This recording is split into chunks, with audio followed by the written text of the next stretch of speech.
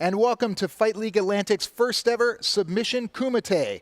We're coming to you from a secret location in Nova Scotia, Canada, which is in Mi'kma'ki, the traditional, ancestral, and unceded territory of the Mi'kmaq people. Our main attraction tonight is a 16-man submission wrestling bracket, and we have 3 exciting super fights for you as well. I'm Craig Ferguson, and I'm a black belt from Titans in Halifax, and I'm joined on the mic tonight by Christine Fader, a brown belt from Halifax BJJ. Hi, Craig. I'm super excited to be here with you tonight. Christine, I'm super excited to be here as well. Let's get a look at the rules before we get started with these matches. The Kumite rules: each match is 7 minutes and submission only. If we don't get to a submission, there will be a 3-minute overtime. Then, if that doesn't work, it'll be the 3 judges coming together for a decision. Majority rules. We're going to move on right away into our first fight. Do we have the fighters ready to make their way down to the cage? The first fighter making his way down is Jericho Copeland McPhee from Breakthrough MMA. Christine, what can you tell us about Jericho? Well, he's an affiliate of, trains at an affiliate of Halifax BJJ. Super athletic. He trains for MMA, so his cardio is going to go for days. I'm excited to see this because this kid is not going to stop moving or seeking for submissions the entire time. If this goes to a decision, Jericho will be represented by the white flags when the judges make their decision. He's fighting out of the white corner tonight. And fighting out of the blue corner from Grant Martial Arts, Cameron Daniels. Christine, we were both saying that Cameron's a guy we've known since he was a kid, but he's not a kid anymore, is he? No. I mean, I remember the first time I met him, I think he was 19 years old, and now he's in his mid-20s. This guy has a lot of experience. I've seen him compete in everything from MMA, kickboxing, and jiu-jitsu. Great cardio there as well. And I've been triangled him by him a million times. So that's a submission I think that he might go for tonight. Cameron was fighting Muay Thai over in Thailand when he was about 17 years old, so I don't think much is going to faze him that he's going to see here tonight in the Fight League Atlantic Submission Kumite cage. And that cage is in play, guys. Just like MMA fight, you can't grab it or stick your toes in, but you can wrestle up against it. This first match is brought to you by Jack Cameron Premier Mortgages. He's one of Atlantic Canada's premier mortgage brokers. He gives you professional service and professional results. If you're looking to buy a home in the HRM or anywhere in Nova Scotia, call Jack Cameron. Here we go. Quick grip fighting, looking for a submission takedown. We're up against the cage right away.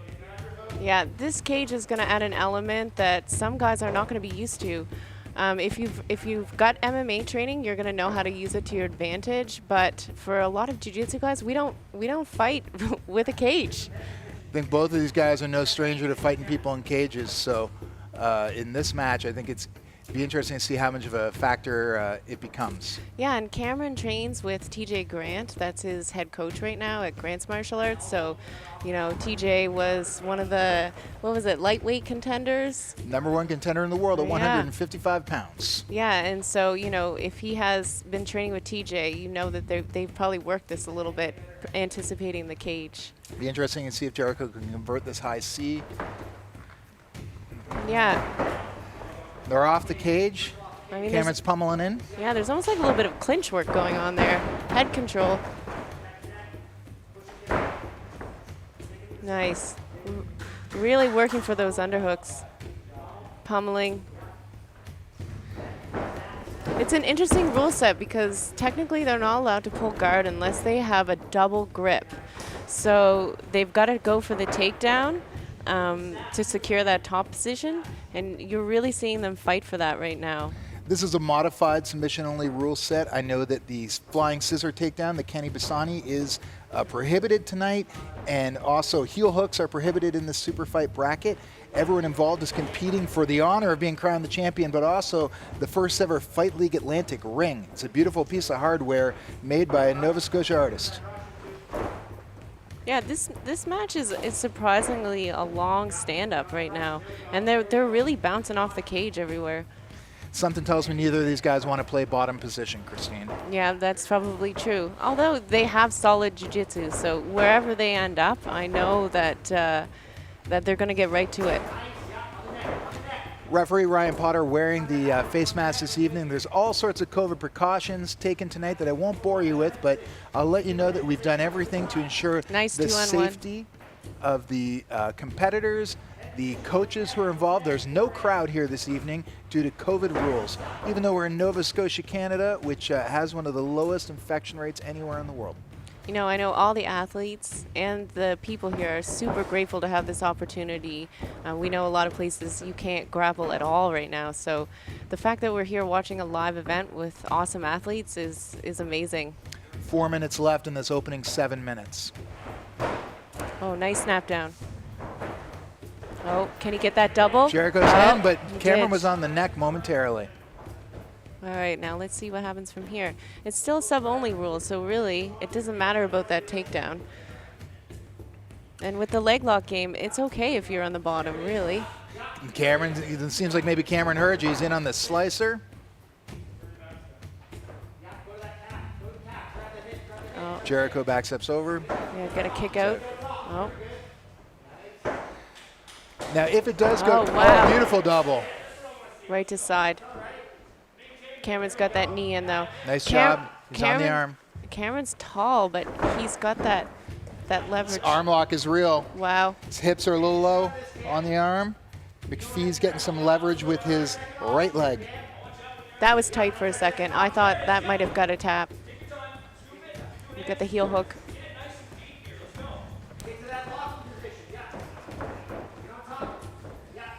Becomes a shootout at this point sometimes. Both people on the feet searching for toe holds and. Now we said the doubles don't count for points, but if it does go to the judges' scoring, they're going to score the whole match. Yeah, this is a pretty good. This is very exciting right now.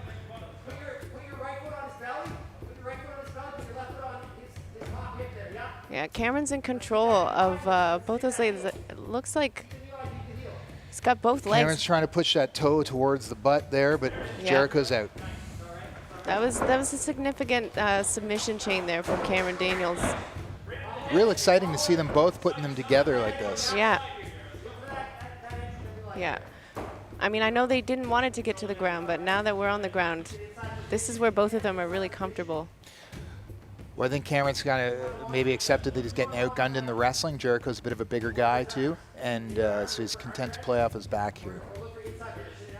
I bet we don't see a lot more of those long exchanges on the feet. Yeah. Yeah, and the rules meeting when I was there, you know, we were kind of joking around.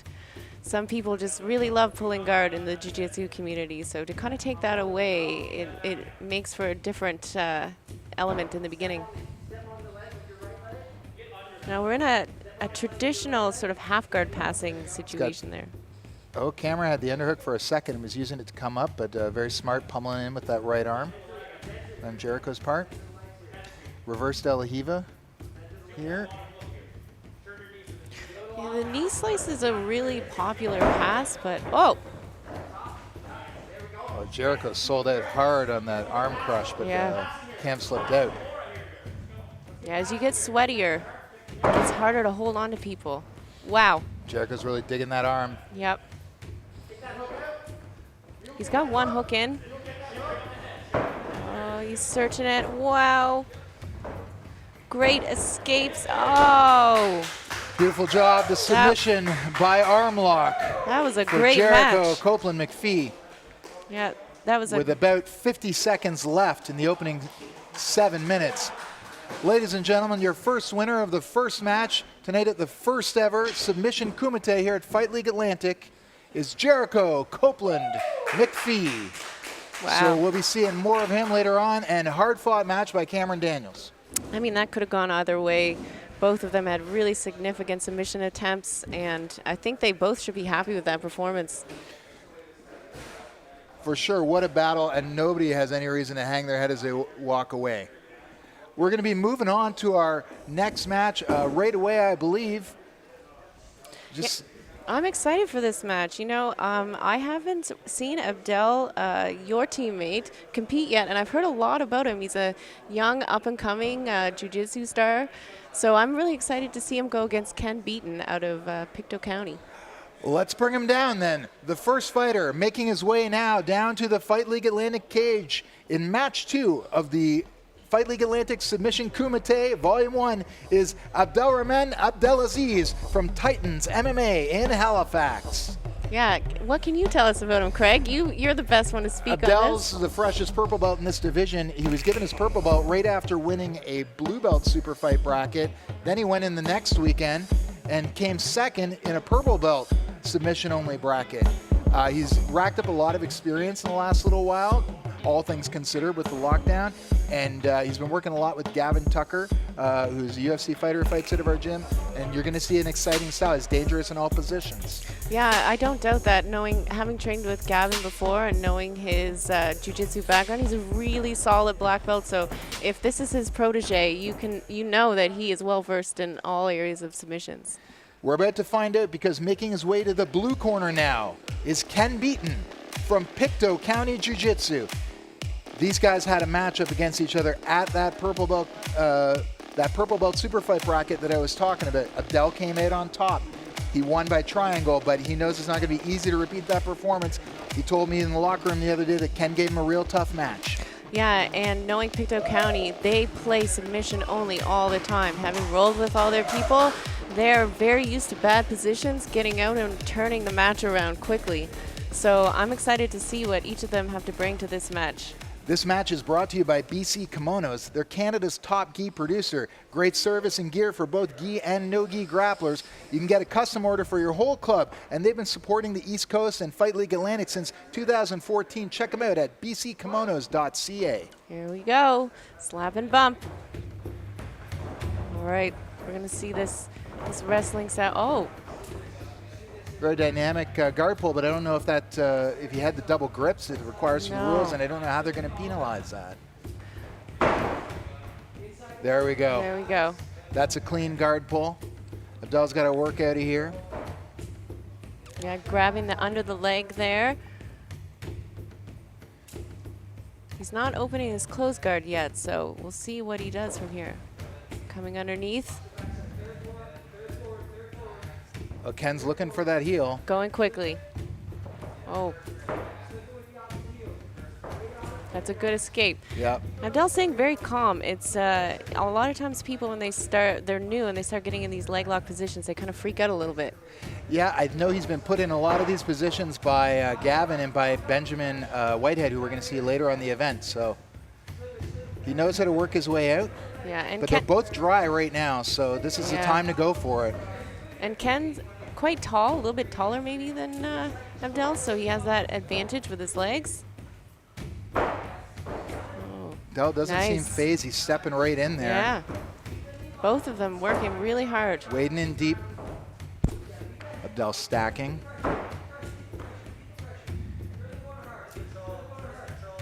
Hard to know what his favorite positions are, but I can tell you he's got real good back control, and he's always had a great squeeze from the front headlock position. But he's been putting in so much time that even though he's a guy that I see at the gym 3 times a week, 4 times a week, I couldn't tell you where his game is right now. So I'm pretty excited to see this. Yeah, that was a nice recovery from Ken. Looks like he's going to set up the same thing he was doing earlier there. Scooping under, going to drop his hips open, bring his legs like underneath there. Oh, he's trying to enter. I don't know how he stays in that stacked position so long. I hate being stacked. Abdel has the double unders. He's going to be trying to put those knees to his head. Oh, he's one arm in there, so he's going to be very mindful of the triangles here. Yeah, I have a teammate that does that to me all the time.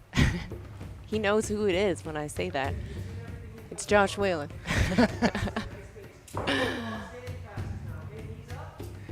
Yeah, it's interesting. A lot of both matches, both people are stepping in with their legs to pass, and that can be dangerous when the leg lock game is in play. Kind of want to keep that as a good outside. Looks like Abdel's secured the pass. He's in north set. He's got to watch that head squeeze, but that's not a big threat. No. Abdel's going to settle in here. Yeah, now that there's no points, there's no calls for stalling, I don't believe, so he can take his time. If you're in a good spot, you want to take your time and set up a dominant position to... Abdel's man, he's looking for that mounted Ezekiel. Yeah. I think that Ken might have underestimated the threat from that mount there, but it is harder to submit people from the mount in no gi. Yes, it is. So if Ken feels strong in his defense here, you may see him just trying to catch his breath here. But I'll tell you, my jiu-jitsu is a lot about laying my weight on top of people like this. Like I want to catch my breath. Yeah. And make a guy carry my weight like Abdel's trying to here. Well, being bottom mount is never a fun experience, but he's getting that half guard back. That was a really good escape. He stayed calm. Maybe he did take that weight, so maybe he's a little tired, but he's going to look for the legs. Well, he's not showing it here with this inversion. These guys are both going for it at every beat. We're almost 4 minutes into this opening 7-minute round, and trying to keep my bias and privilege in check here, but I don't know how I would score this personally. So yeah, no, I know. If it's sub only, I mean, we have a couple of submission attempts from Ken, and then that Ezekiel, which he's going to go for again now. Looks like he might have got in there actually with the left arm on this one, but Ken got the defense in. It's very hard to tell. It's hard to tell. He's pushing. Dell's getting that technical mount. Could go for the back. Nope. And that's the thing with the submission-only style is like you want to give the guy multiple things to think about, right? He's not just going to attack the neck. He's going to try to improve his position at the same time. Oh, the gift wrap. I hate being gift wrapped. That's a very dominant hold on the arm there. Yeah, but Ken's got to getting his legs back involved, so Abdel had to abandon that position lest he put his own arm in a precarious spot. But look at Abdel using that left knee to come through. This is a very active match, again. Lots of movement. Well, I can tell you, I know what kind of rounds they're putting in, and Abdel's not going to get tired. And Ken certainly looks like he's in shape, too. Yeah. With that mount yet again, though. Jarrett McIntosh, I've seen him be in bottom mount before for a very long time. Well, Jarrett likes to push off the hips and try to enter the legs like Gordon Ryan style, right? So I wouldn't be surprised to see Ken trying that same thing, but look how tight Abdel's lower body is in this mount. Yeah. He's really like doing a good job using his legs to stay connected to the hips. Very tight. Still searching. That's Gavin Tucker's voice that you can hear in the corner. Oh, going for that Ezekiel again. That looks tight. There's a minute 14 left in this opening 7-minute round. That looks tight. He's got his head is coming back. Sometimes people have gills too, you know. They're tough. They don't want to give up. That's a there wrap. we go. With 1 minute left in the 7-minute round, Abdelrahman Abdelaziz is your winner in the second match of round 1 of Fight League Atlantic Submission Kumite. Another great match. Great job by Ken Beaton too. Lots of threats at the beginning. Lots of threats at the beginning with those heel hooks when they were both nice and dry. I'm super excited for this next match. Two guys who really love to go for it. It's going to be Drake Farrell versus Jeremy Henry. We'll just wait until we see the fighters queued up to come in for the actual introductions. Yeah, Drake out of Zombie Proof. I've been watching him since he was like a kid, I believe, in the juvenile divisions, and he's come a long way. Both of these guys are MMA veterans as well. Jeremy's been in the game for a long time. He just got his purple belt recently. I think he was vying for the title of longest reigning blue belt in Atlantic Canada, but now that's solidly Nathan Camo's title. Nathan, if you're watching, I love you, buddy. On his way to the cage is Drake Farrell from Zombie Proof Brazilian Jiu-Jitsu in Sydney, Cape Breton. Yeah, Zombie Proof has quite the following because of Ken, who runs that gym. They're like a little Instagram sensation there. Ken Peters doing great. Yeah, I said Ken. Sorry. It's okay. Sorry, Kent. But yeah, they love their leg locks. They've got a lot of good guys in that gym. I'm excited to see he's got his Pan Jiu-Jitsu t-shirt on there. So I've seen him compete with some of the best in the world. And making his way to the blue corner is Jeremy Henry from Cumberland MMA. Jeremy has been at this for a long time, as I said, a veteran of both MMA and jiu-jitsu competition. Christine, what can you tell us about Jeremy? I mean, I know him from when I was at Fit Plus, and tough guy, but nice guy as well. He was always an in-shape, super fit guy, which Fit Plus is known for having lots of conditioning with their athletes. So I'm excited to see him. I'm excited to see someone with a lot of experience go in against someone with youth and still a lot of experience, really. So these guys are going to bring it. And this match is brought to you by Battle Armor Apparel. It's a New England clothing line designed for the soldier inside. Trusted, tried, and true gear made custom in New England for the martial arts community. Make sure to find them on Instagram, online at Battle Armor Apparel, supporting not only a brand in a different country, but also an incredibly tough time for everyone in our industry. Make sure to show Brian and the team at Battle Armor some love and grab some gear today. Also, check out their podcast. Referee Ryan Potter is about to get things underway here with Jeremy Henry and Drake Farrell. Shout out to Drake's mom. She's a huge supporter of the local jiu-jitsu scene. Also a cookbook author, Drake's mom. I don't know if you know that. Now these guys are starting a little tentative. Oh. You know, they're not quite going for it as quickly. Keeping a little distance. Oh, that was a good fake. Drake's on that neck. Drake is on that neck, and he does not want to let go. You're going to see him try to I think he's going to try to free that leg before he lets go of the neck. Yeah, work to get that top position. I don't think Jeremy's worried at the moment, though. I think he's got some good grips. Ah, caught that leg. Nice work, nice work. Working from the half guard. Drake came in with a hard crossface, but if you could win these things on toughness alone, I'd never pick against Jeremy Henry. No, me either. Oh, that's nice. He's locked him up. Close guard. Now what's the rule on slams, Christine? No slams. No slams. So he's got to work to kind of break him down. This is a tiring position when you're holding someone up like this. Hard on the lower back. Yep. Also hard on the person like holding there too, but sometimes if you get your grips good enough, you can wear them down. You want to open your guard on your own terms though, so I'm sure Jeremy's figuring out how he wants to do that. Nice try on the legs. Back to work in this half guard, battle for head position here. Oh, nice. He's got Nice that body lock. That's a nice pass.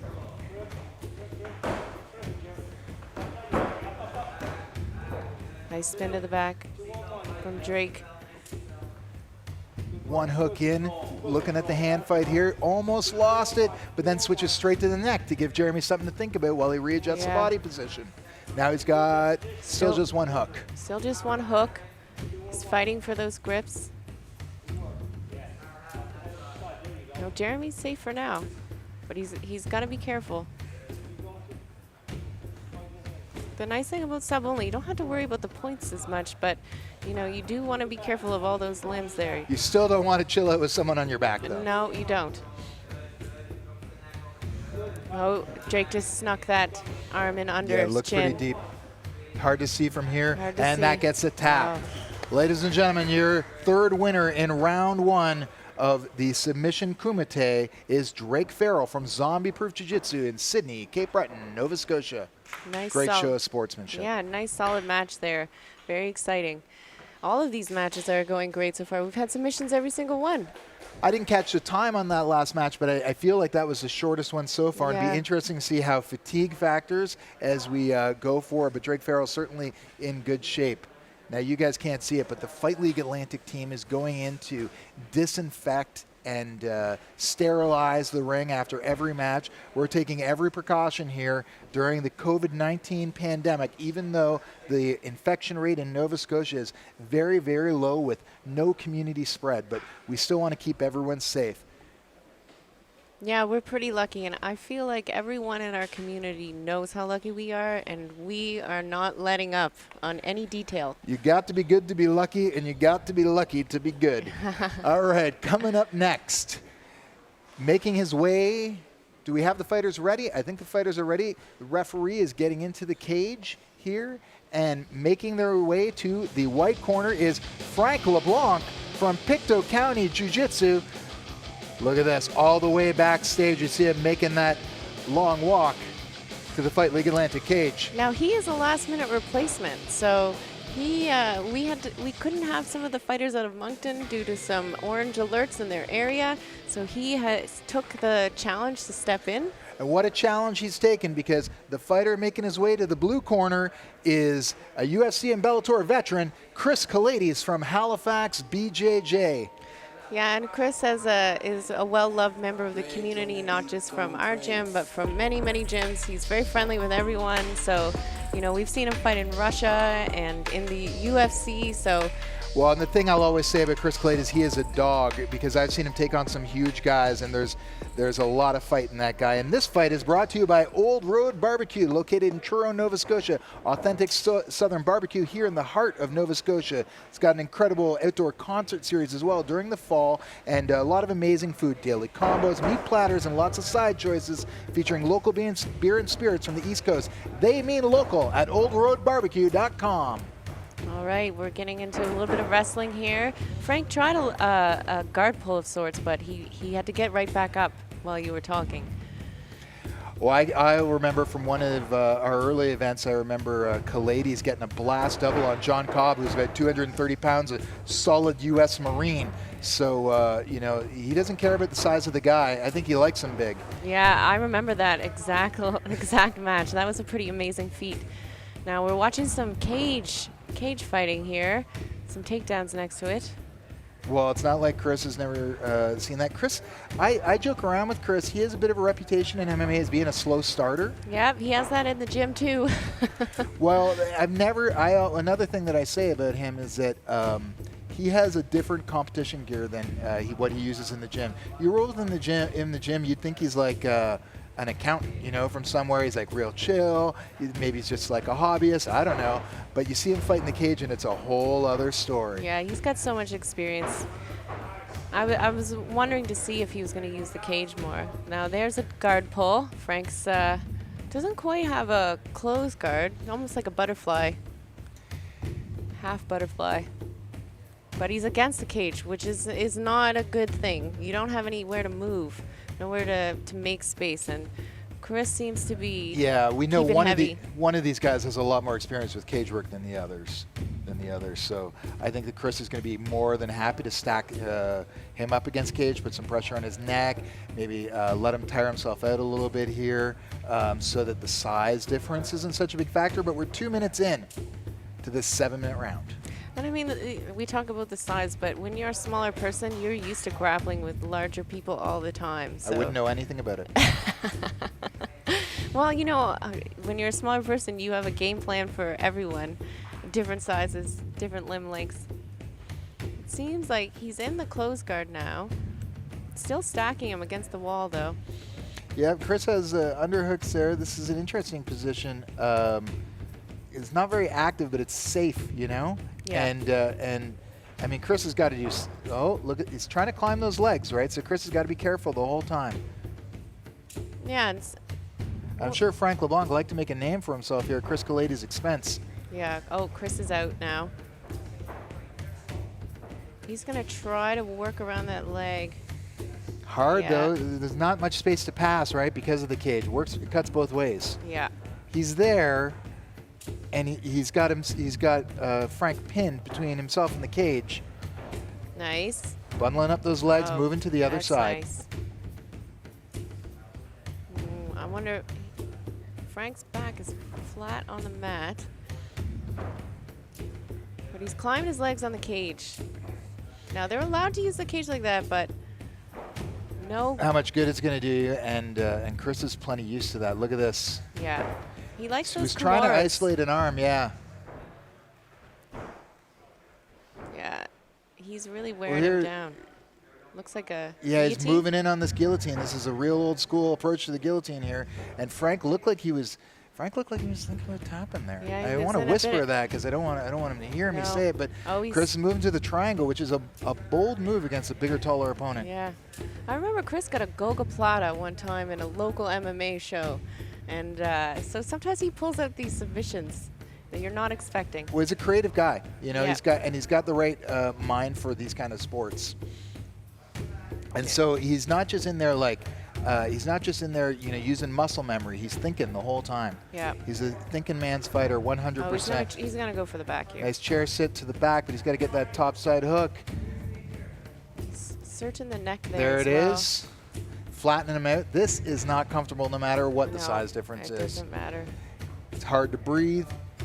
Oh, good job. Good job getting a hook out and getting free. This is good escape. He's all the way to the half guard. That's a hard-earned half guard. Yeah, and this is where the heart comes in sometimes of matches. You mentally can give up before your body does, so good on Frank. But Keep Chris fighting. is a grinder, right? And look, using the head positioning. You let him get a little space there again.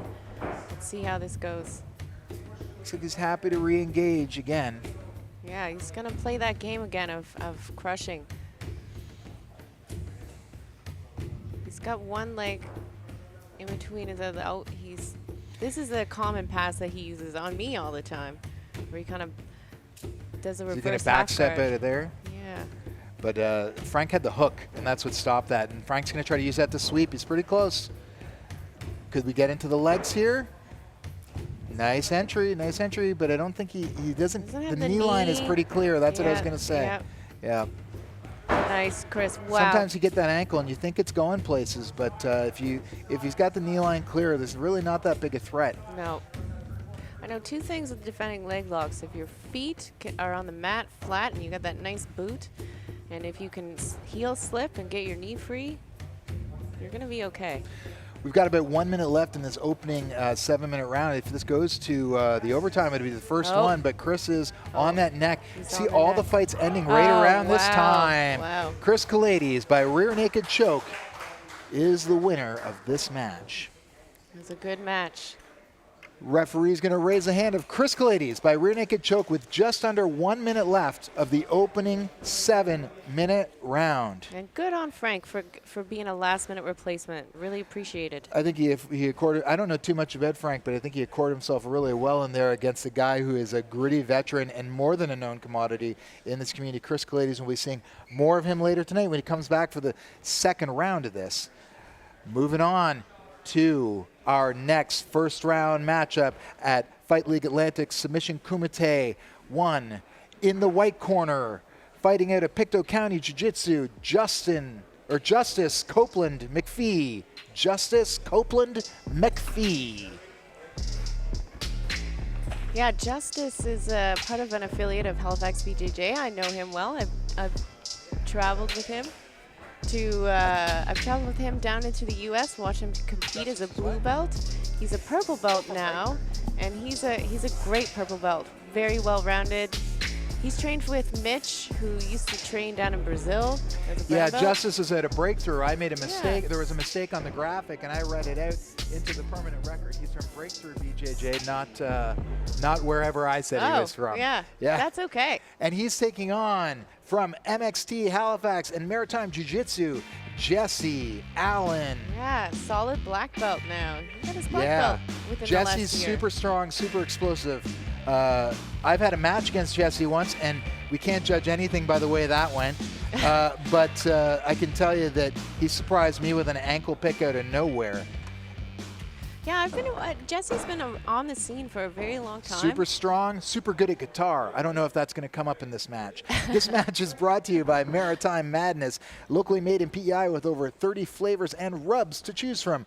Jerky in bulk sizes, one chunk challenge apparel, and more. Use the code FLA10 to save and receive free shipping over $35 in Canada. All athletes today went home with some FLA products to try, and we have a one chunk challenge to try during the broadcast. I don't know what that's going to be, but I can't wait. Boom, Jesse Allen right in there on the wrestling. Michael Hellman is in the house today. He's Jesse's wrestling coach. Used to be my wrestling coach about 20 years ago. Wow. Yeah. And Jesse also trains with some judo black belts, I believe. So I'm sure he's got the wrestling judo mix going on.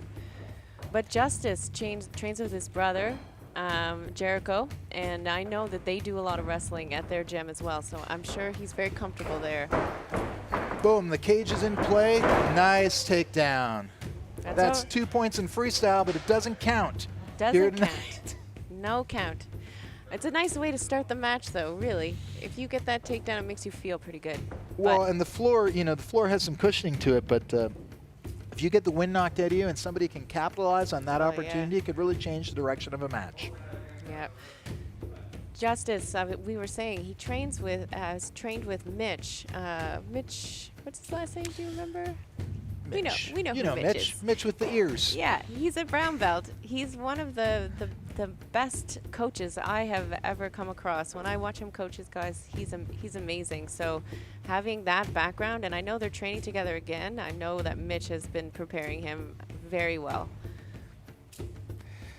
Well, Justice has that knee shield in. Jesse's trying to weave his arm through. This is a sort of classic situation. It looks like he's trying to thread the arm through for that ball chain pass. Yeah. Which I like. That is a strong guy's move. Yeah, but you know, Justice has got a good knee shield. It's very active. He's not letting it get crushed. He's using it to keep Jesse off of him, and he's trying to attack that other leg there, swing it around. So you saw Jesse he's threatening the there toe we hold go. is what I was about to say. Oh, Good sportsmanship there. yeah. I think Jesse thought he either had it or that there was an injury there and he let go. Good sportsmanship. They just move right back into it. Yeah, that's really nice to see. I mean, no one really wants to see an injury, especially in this time. Yeah, we're not looking to cripple each other while we try to cripple each other. Yeah, we're just pretending. It's play. But now Justice is against the corner of the cage there.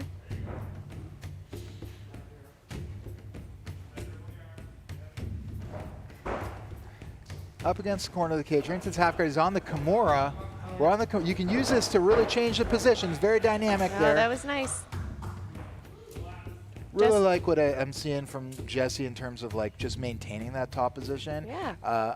I'm sure he has very dangerous guard, but I know he likes the top position. Yeah, and I haven't seen Jesse compete in a while, so it's great to see him come out here really strong, show his solid jiu-jitsu too. He was away out west for a while, and he's back in town, and I believe he's a realtor now. Yeah, and they've got a new club. They opened Bushido Kai, where they used to train out of, closed their doors, and that's where Maritime Jiu-Jitsu came to be, and we wish them all the best of success. Lots of good people training there. Now, sometimes jiu-jitsu looks like nothing's going on, but really there's a lot going on. Well, there's a lot going on because Justice is trying to keep that knee involved, and every time he tries to secure it around the back, Jesse threatens that toe hold, and then that makes Justice move the leg, and then Jesse threatens the pass, and then we're back to this situation. Yeah. Right? So it can be those minute movements that if you don't know what's going on, you sometimes feel like, ugh, what are they doing? There's a lot of pummeling going on with the arms and legs here. Yeah, both their styles seem to be like canceling each other out at the moment. Jesse's pass, though. He's got to start making his way up the body here, and I think we're going to see him attack the left arm.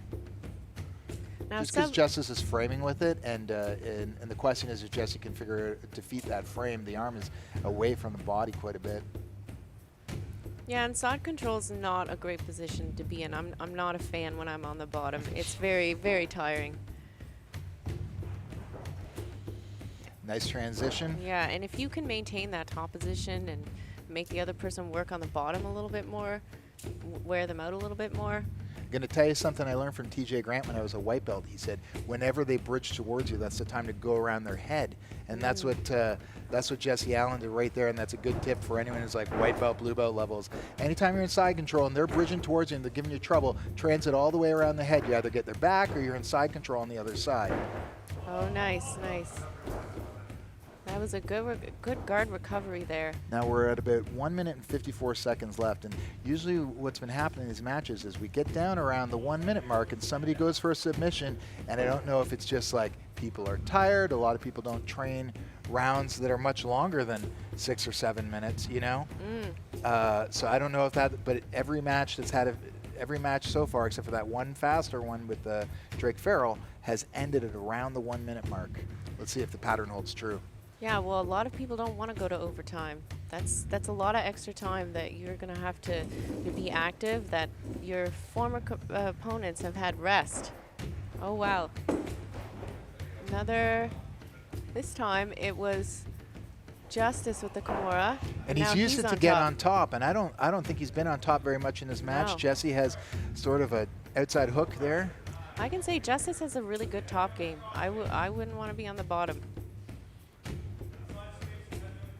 Less than a minute left now. Yeah, they seem to have, they're right in this danger zone where we've seen people submit it over and over again tonight. I think Jesse's got the lockdown on Justice's leg there, keeping him from moving forward. That could be all it takes to get you to get you into the overtime here, because it's I know a few tricks for getting out of that lockdown, but it's a tight position. Yeah, and if someone really wants to stretch you out with it, if they're a little bit taller, they can really take the pressure off that crossface. Or at the very least, interrupt your balance. Oh, for sure. For me, oh. Look at that, So Jesse sweet. uses it to reverse. Yeah. They're both up on their, oh. Justice giving him the top position. Oh no, he grabbed his knee there for a second. Wow. Now that's, okay, a little discrepancy between the clock on the screen and the timekeepers, but that was the end of the 7-minute round, and now we're going to go into a 3-minute round that has IBJJF black belt scoring. Yes. Is that correct? Yes. Okay, so Yep. this is the first time we've seen this overtime round. Submissions obviously are still in play, but we're fighting for points. Points it is. And if it's still a tie at the end of this, if we somehow get to the same score, Judges. the judges are going to Yeah. come out with a flag system. And it was Justice in the white corner and Jesse in the blue corner. So, Yeah. Christine, you're an IBJJF Masters World Champion. Help me with these points. Yeah, so takedown 2, guard pass 3. Most likely, if you can get a takedown and then just stay on top, you're going to be okay. Nice defense there. Nice Uchimata. Oh, that is a very, very big scoring situation, but also right on the arm. Wow. Justice Copeland with the triangle armbar from the back, Wow. hitting it right off that Uchimata. That is a dynamite sequence for Yeah. Justice Copeland McPhee, the winner over Jesse Allen here at Fight League Atlantic's Kumite, Submission Kumite Volume 1. That was a great match. Holy moly, what a finish, am I right? Yeah, Jesse was, I would say, was the clear winner of that first submission-only round. And then for Justice to come out and pull that off is quite the win. Man, he definitely dug down deep and found another gear, and man, that was a great transition. I love to see a little bit of judo, Yeah. frankly. Yep. And just to see again that Uchimata, that's where he kicked the leg back on the inside, threw him right over and hopped straight to the back. We're going to move on to the next match right away in the first round here at Submission Kumite 1. Coming to you from Fight League Atlantic at a secret location in Nova Scotia, Canada. In the white corner, Justin McKenzie from SOB MMA. Christine, did you ever find out what SOB stands for? No, but I had a guess. And I'm not going to say it. You're not Well, going to I get me think to say these it. guys are tough SOBs at Yeah. SOB MMA. I don't know much about Justin McKenzie, so this is a journey of discovery for the both of us. Tell you, he looks like he's picked up some things and put them down before. Yeah, he looks to be in great shape, which, cardio you need for this. And his opponent in the blue corner is Mike Somerville from MXT BJJ in St. John, New Brunswick. Yeah, both these guys decided to not wear the top. They're going shirtless. So this could get sweaty. It could get This is like slippery. like an incident at Pepe Beach. Okay, everybody, this is brought to you by C&J Brothers Plumbing and Heating. When your toilet won't flush in the wee hours of the night or your boiler won't turn on in the dead of winter, you got a big problem. You need a heating, ventilation, or plumbing contractor in Truro, Riversdale, or surrounding areas. You contact C&J Brothers Plumbing, Heating, and Ventilation, Inc. Their certified licensed team offers a wide range of inspection, repair, and installation services for residential and commercial clients that will ensure your various appliances are in working order. Contact them today, cnjplumbing.ca. Justin McKenzie's been looking for a couple little foot sweeps there while you were talking. And now he's picked up the leg for the single. But he's fighting that guillotine. Oh, here we go. Boom, right back in on that single. Mike Somerville didn't seem to care much about that single. I feel like he's got a plan. Yes. Yeah. He's got his leg to the outside. That's a solid defense. Plants it on the floor. Now we're into a whizzer fight here. Look at this. So here's that Uchimata type position again. Yeah. We know a lot of someone times you likes see the judo. guy reach down and grab for the ankle here. Something you would have seen Ronda Rousey do a lot in her UFC run. Good job regaining the balance by Mike Somerville, and you saw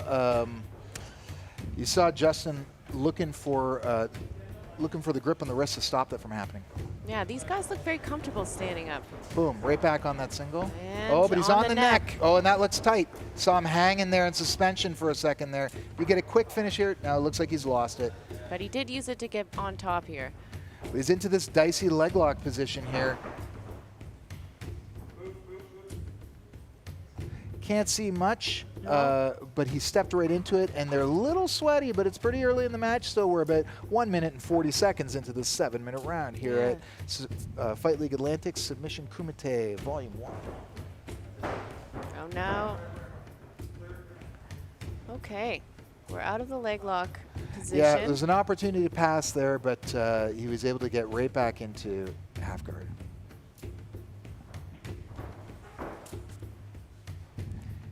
Oh, now you can see they're starting to get a little sweaty here. Mike Somerville on top, Justin McKenzie on bottom. Both these guys relatively new to me. I know I've seen Mike Somerville before. I've heard their names before, but I have not seen them compete myself. Maybe locally, but at the blue belt level, as you know, there's a lot of competitors sometimes in purple, and it's hard to keep track. Look at this. We're into a triangle here. He's got the diamond. Nice. Look at nice adjustment. Let's see if he can get a good squeeze going here. That's a tap. Wow. Beautiful job by Justin McKenzie from SOB MMA. Just made a name for himself with what might be the fastest finish so far. Yeah. Justin McKenzie from SOB MMA, your winner by triangle choke. You know what? It's sometimes fun to be the underdog or the dark horse in a race because people don't know what to expect from you. So you can come out and just do what you want to do. Dynamite performance and way to make a name for yourself. Justin McKenzie from SOB MMA.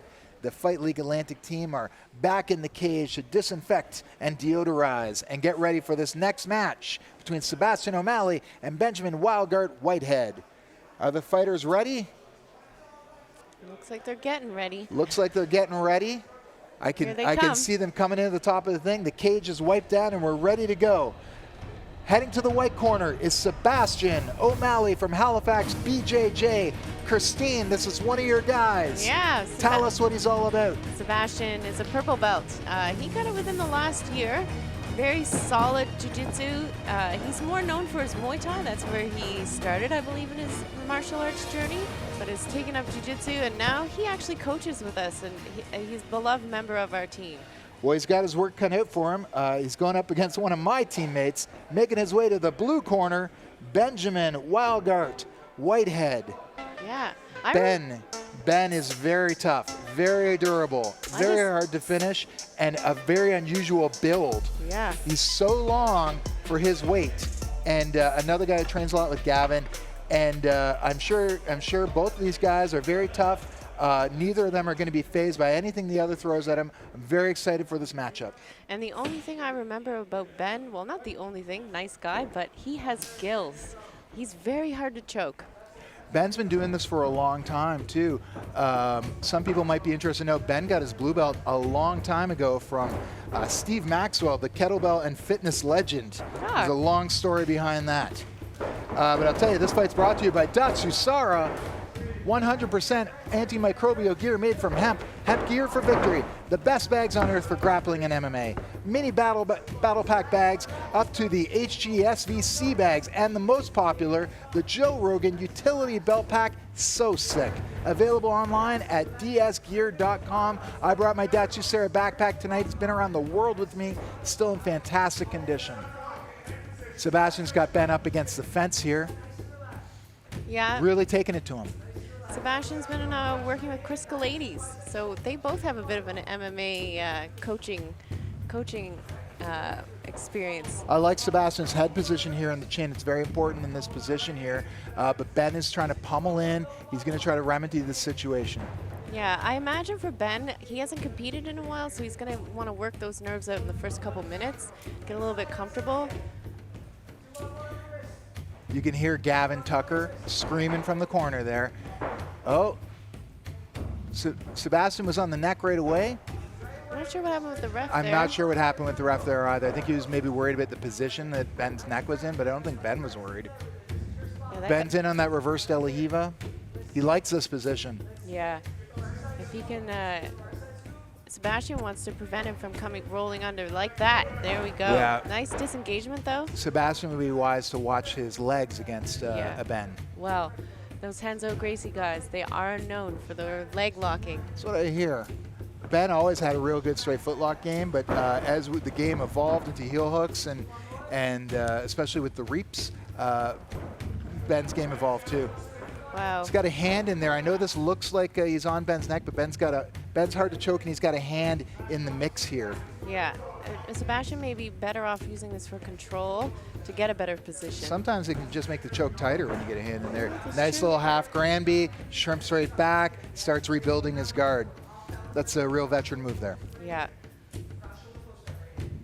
When people are transitioning like that, especially someone with a lot of experience, you've got to be careful that they don't transition right into a very good attack. There's a real good triangle off that Granby that you see quite a bit. Maybe more in the gi, but nice. Ben likes it when it gets into deep waters, I think. He hasn't told me that, but I just You know? I've seen it more times than I care to admit, where someone's got a choke on them for a long time and they burn themselves out. Yeah. Well, knowing the crew at Titans, you know, there's no easy rolls there, so you get a lot of experience. Oh, nice job by Sebastian. He's on this. He But didn't Ben have looks control like of the hip. looks like Ben's already cleared the knee line. Knee bar is pretty good there for a second, but Ben is out. It's so hard once they get slippery. Ben's got those spats on, and those are going to give him a tiny bit more traction. They give Sebastian a bit more traction too. Yeah. Well, and once you get into a leg lock position, it's a shootout sometimes. So you've got to be so confident. Ben's tried to Sebastian's tried sort of a cannonball guard pass there a couple times. Oh, Ben reverses. That was a nice reversal. Yeah. Really nice. He's not going to want to give up this top position. I think he's been feeling the weight of the bigger guy. Yeah. And I think you'll see Ben doing everything he can to keep this top position. He won't. Sometimes in sub only we concede the top position pretty easily, but I feel like Ben's fought real hard to get to the top here. Yeah. And, you know, once you've been dealing with the weight of someone a little bit bigger than you, you don't want to give it up, even if you just take a bit of a break here. But this is a nice quarter guard, or quarter mount, sorry, he's getting to. Let's see if he can capitalize and keep moving forward. It's either 3/4 of a mount or 1/4 of a guard. Somebody said to me one time, "Bro, I've been in this jiu-jitsu game so long, I remember when half guard was called half mount." You can guess for yourself who that was. Sebastian's doing a good job of trying to work his way out there. He's working his way got up. Like an interesting double arm grip here, but Ben has that cross face, so I don't know that. I feel like he's just connecting Ben to him a little more soundly. Yes. Right? And but now he's managed to use it to get to the top position. So look at that. What do I know? Yeah, I know. Again, I think you're going to see Sebastian try these sort of cannonball guard passes here because Ben's so long and wiry that that's probably like a good option for getting past the guard. You get in a technical passing battle with him, it could be very difficult. Yeah, I mean, our gym, we do really like our knee slice passes, but I'm sometimes wary when you do the knee slice against people who are really good at leg locks, you giving them your leg. We're approaching the danger time here. We're getting close to that 1 minute mark. We're seeing so many matches end tonight. Yeah. Let's see what's going to happen here. This is a pretty good match so far.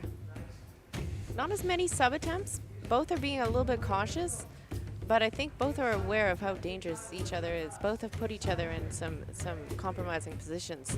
It's been a bit of a war so far.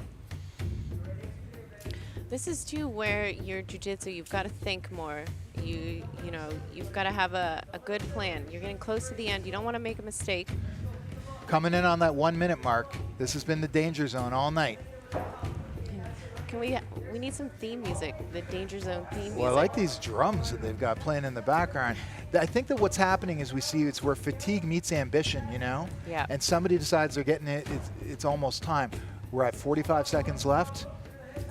Ben's going to use this to get on top. You can hear the urgency in the voice coming from Gavin Tucker in the corner there. Guillotine is on at all, and yeah, I don't know if you're going to get Ben with the guillotine that's halfway there. Oh, he's got that arm stuck in there. He's got the arm out now. He's in a stacking position, but there's only 17 seconds left. It's a long time. It's a short period window of time to get a guard pass and a sub. Yeah. Yeah, Sebastian looks a little tired there. He might try to ride this out.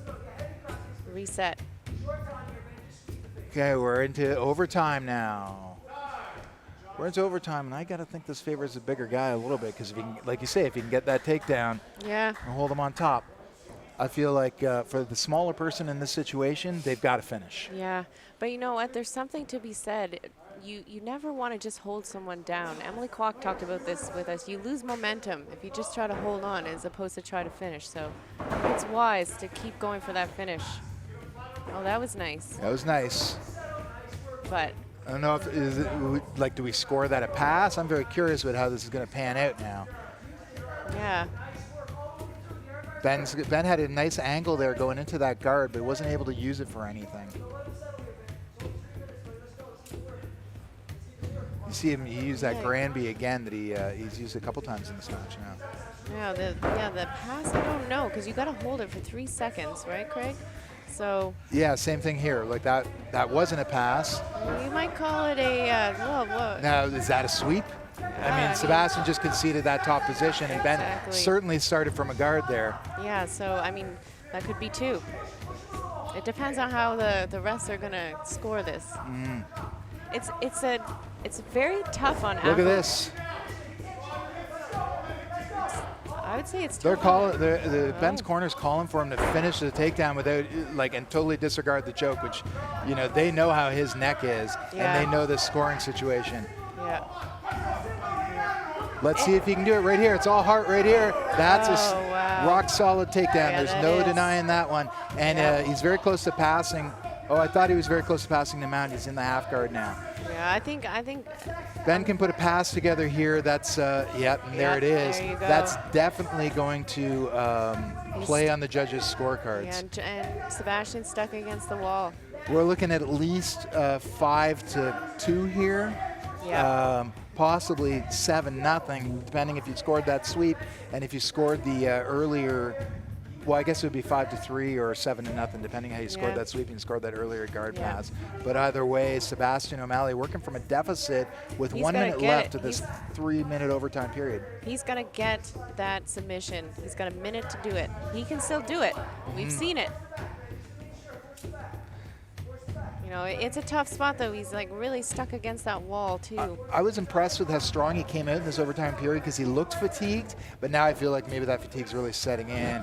Just saw him take a couple deep breaths. And, Ben's probably just as tired, but he's on top. Yeah, totally. He's making Sebastian carry his weight. Even if he doesn't weigh as much as Sebastian's still got to carry it. You can see he's putting it all, trying to put as much as he can into that shoulder of justice with his left arm.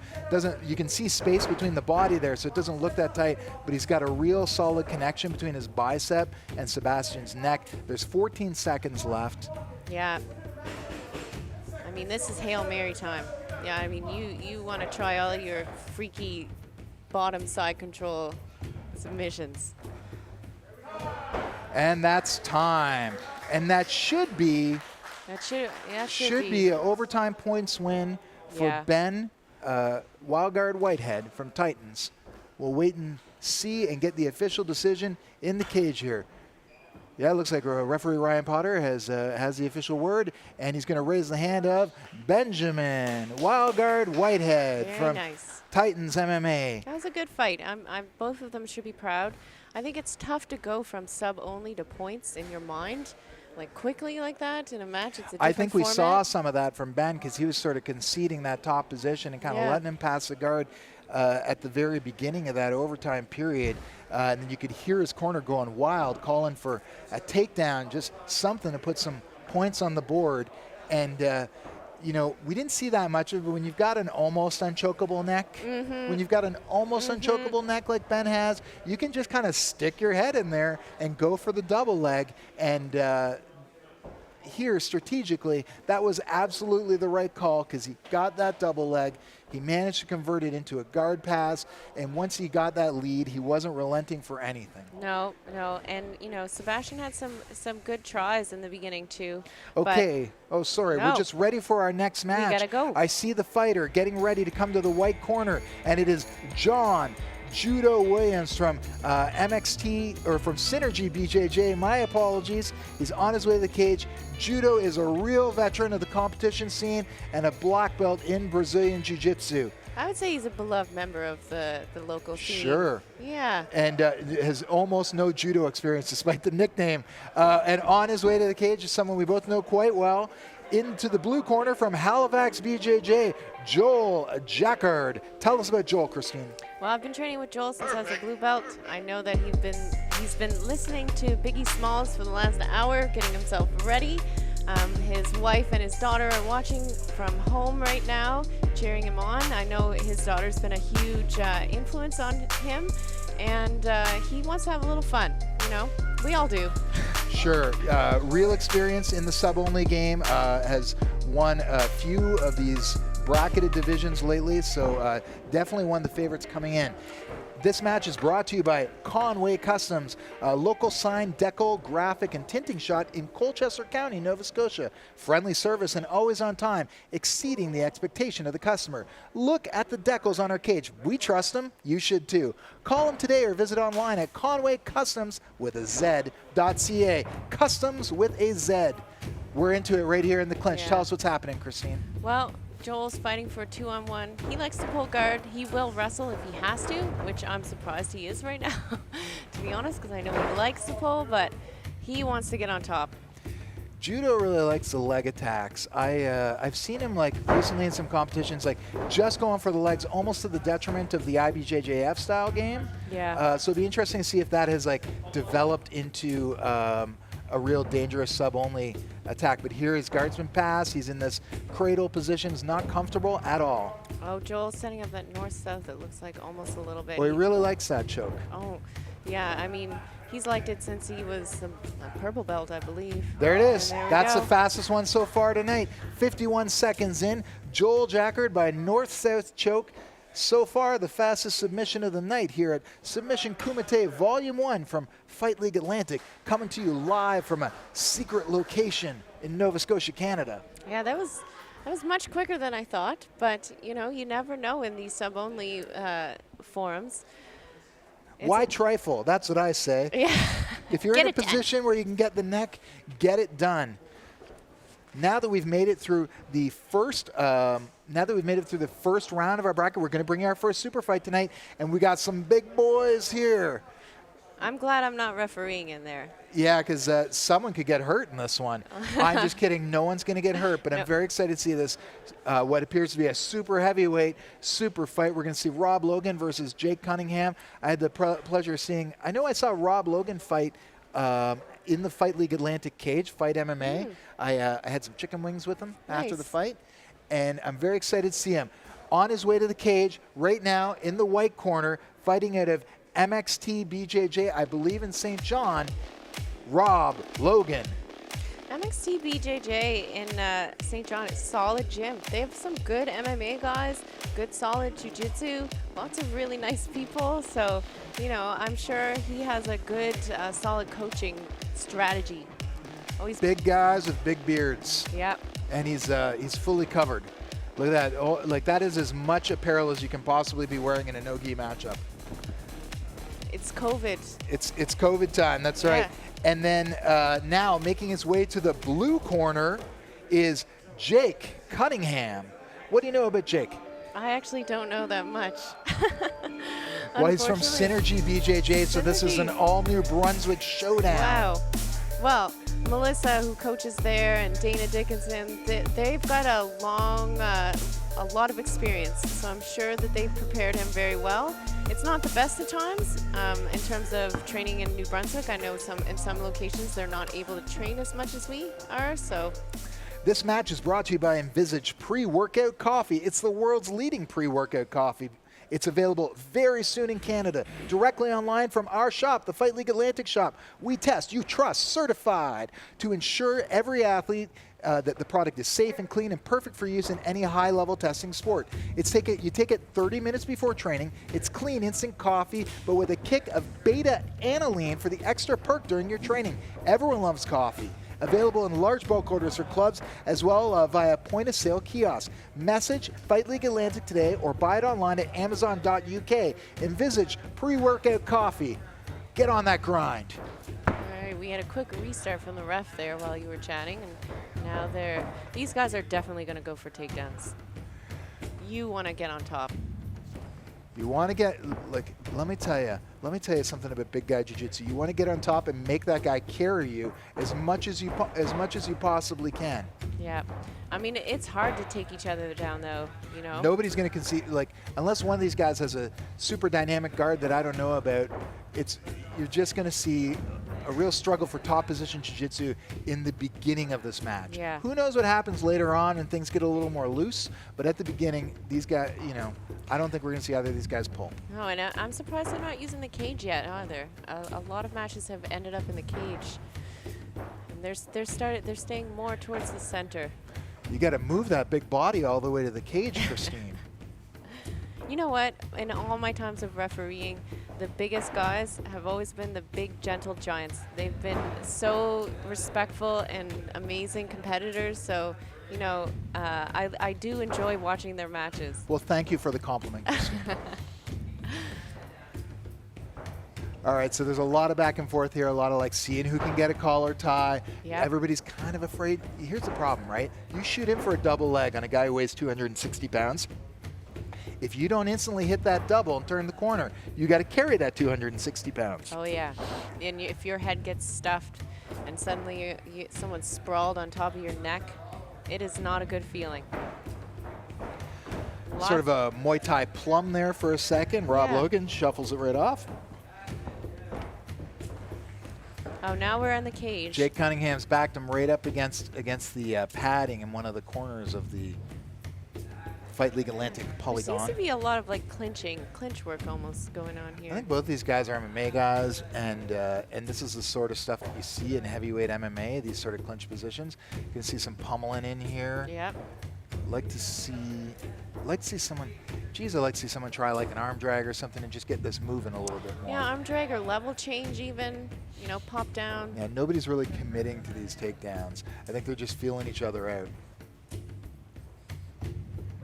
Yeah, and as we're, oh, is this a 5-minute match?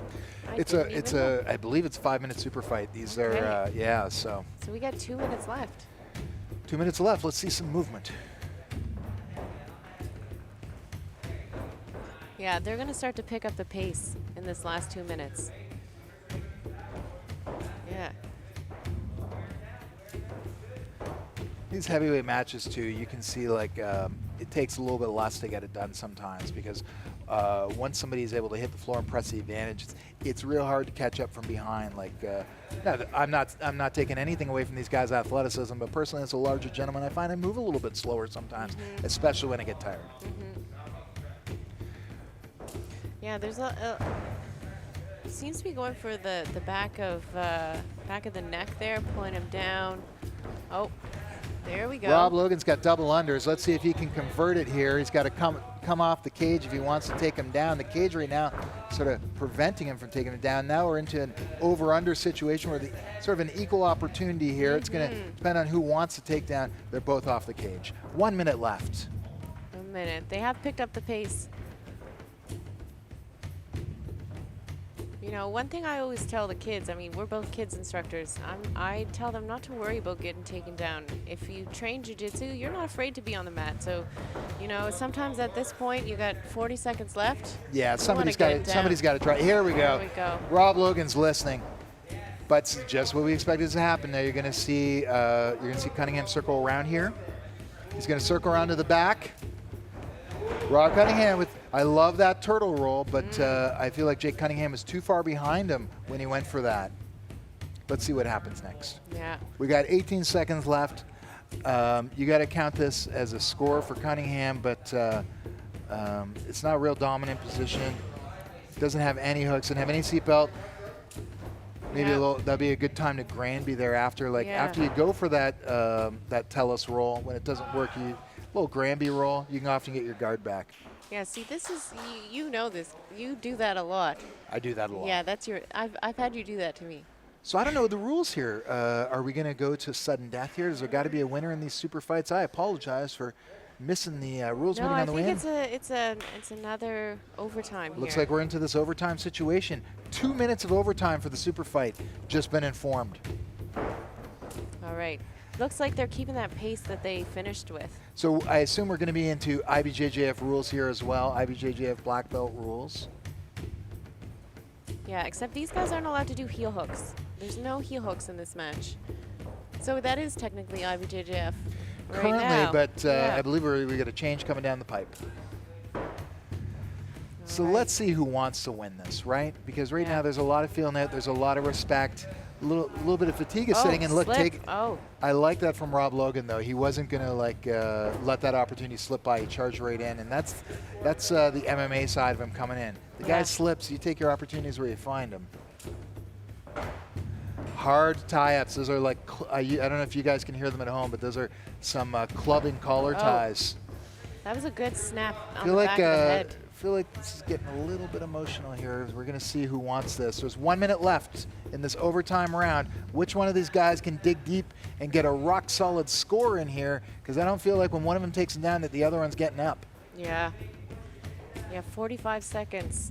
You've got to get to the ground, or takedowns are a sure 2 points if you can get one.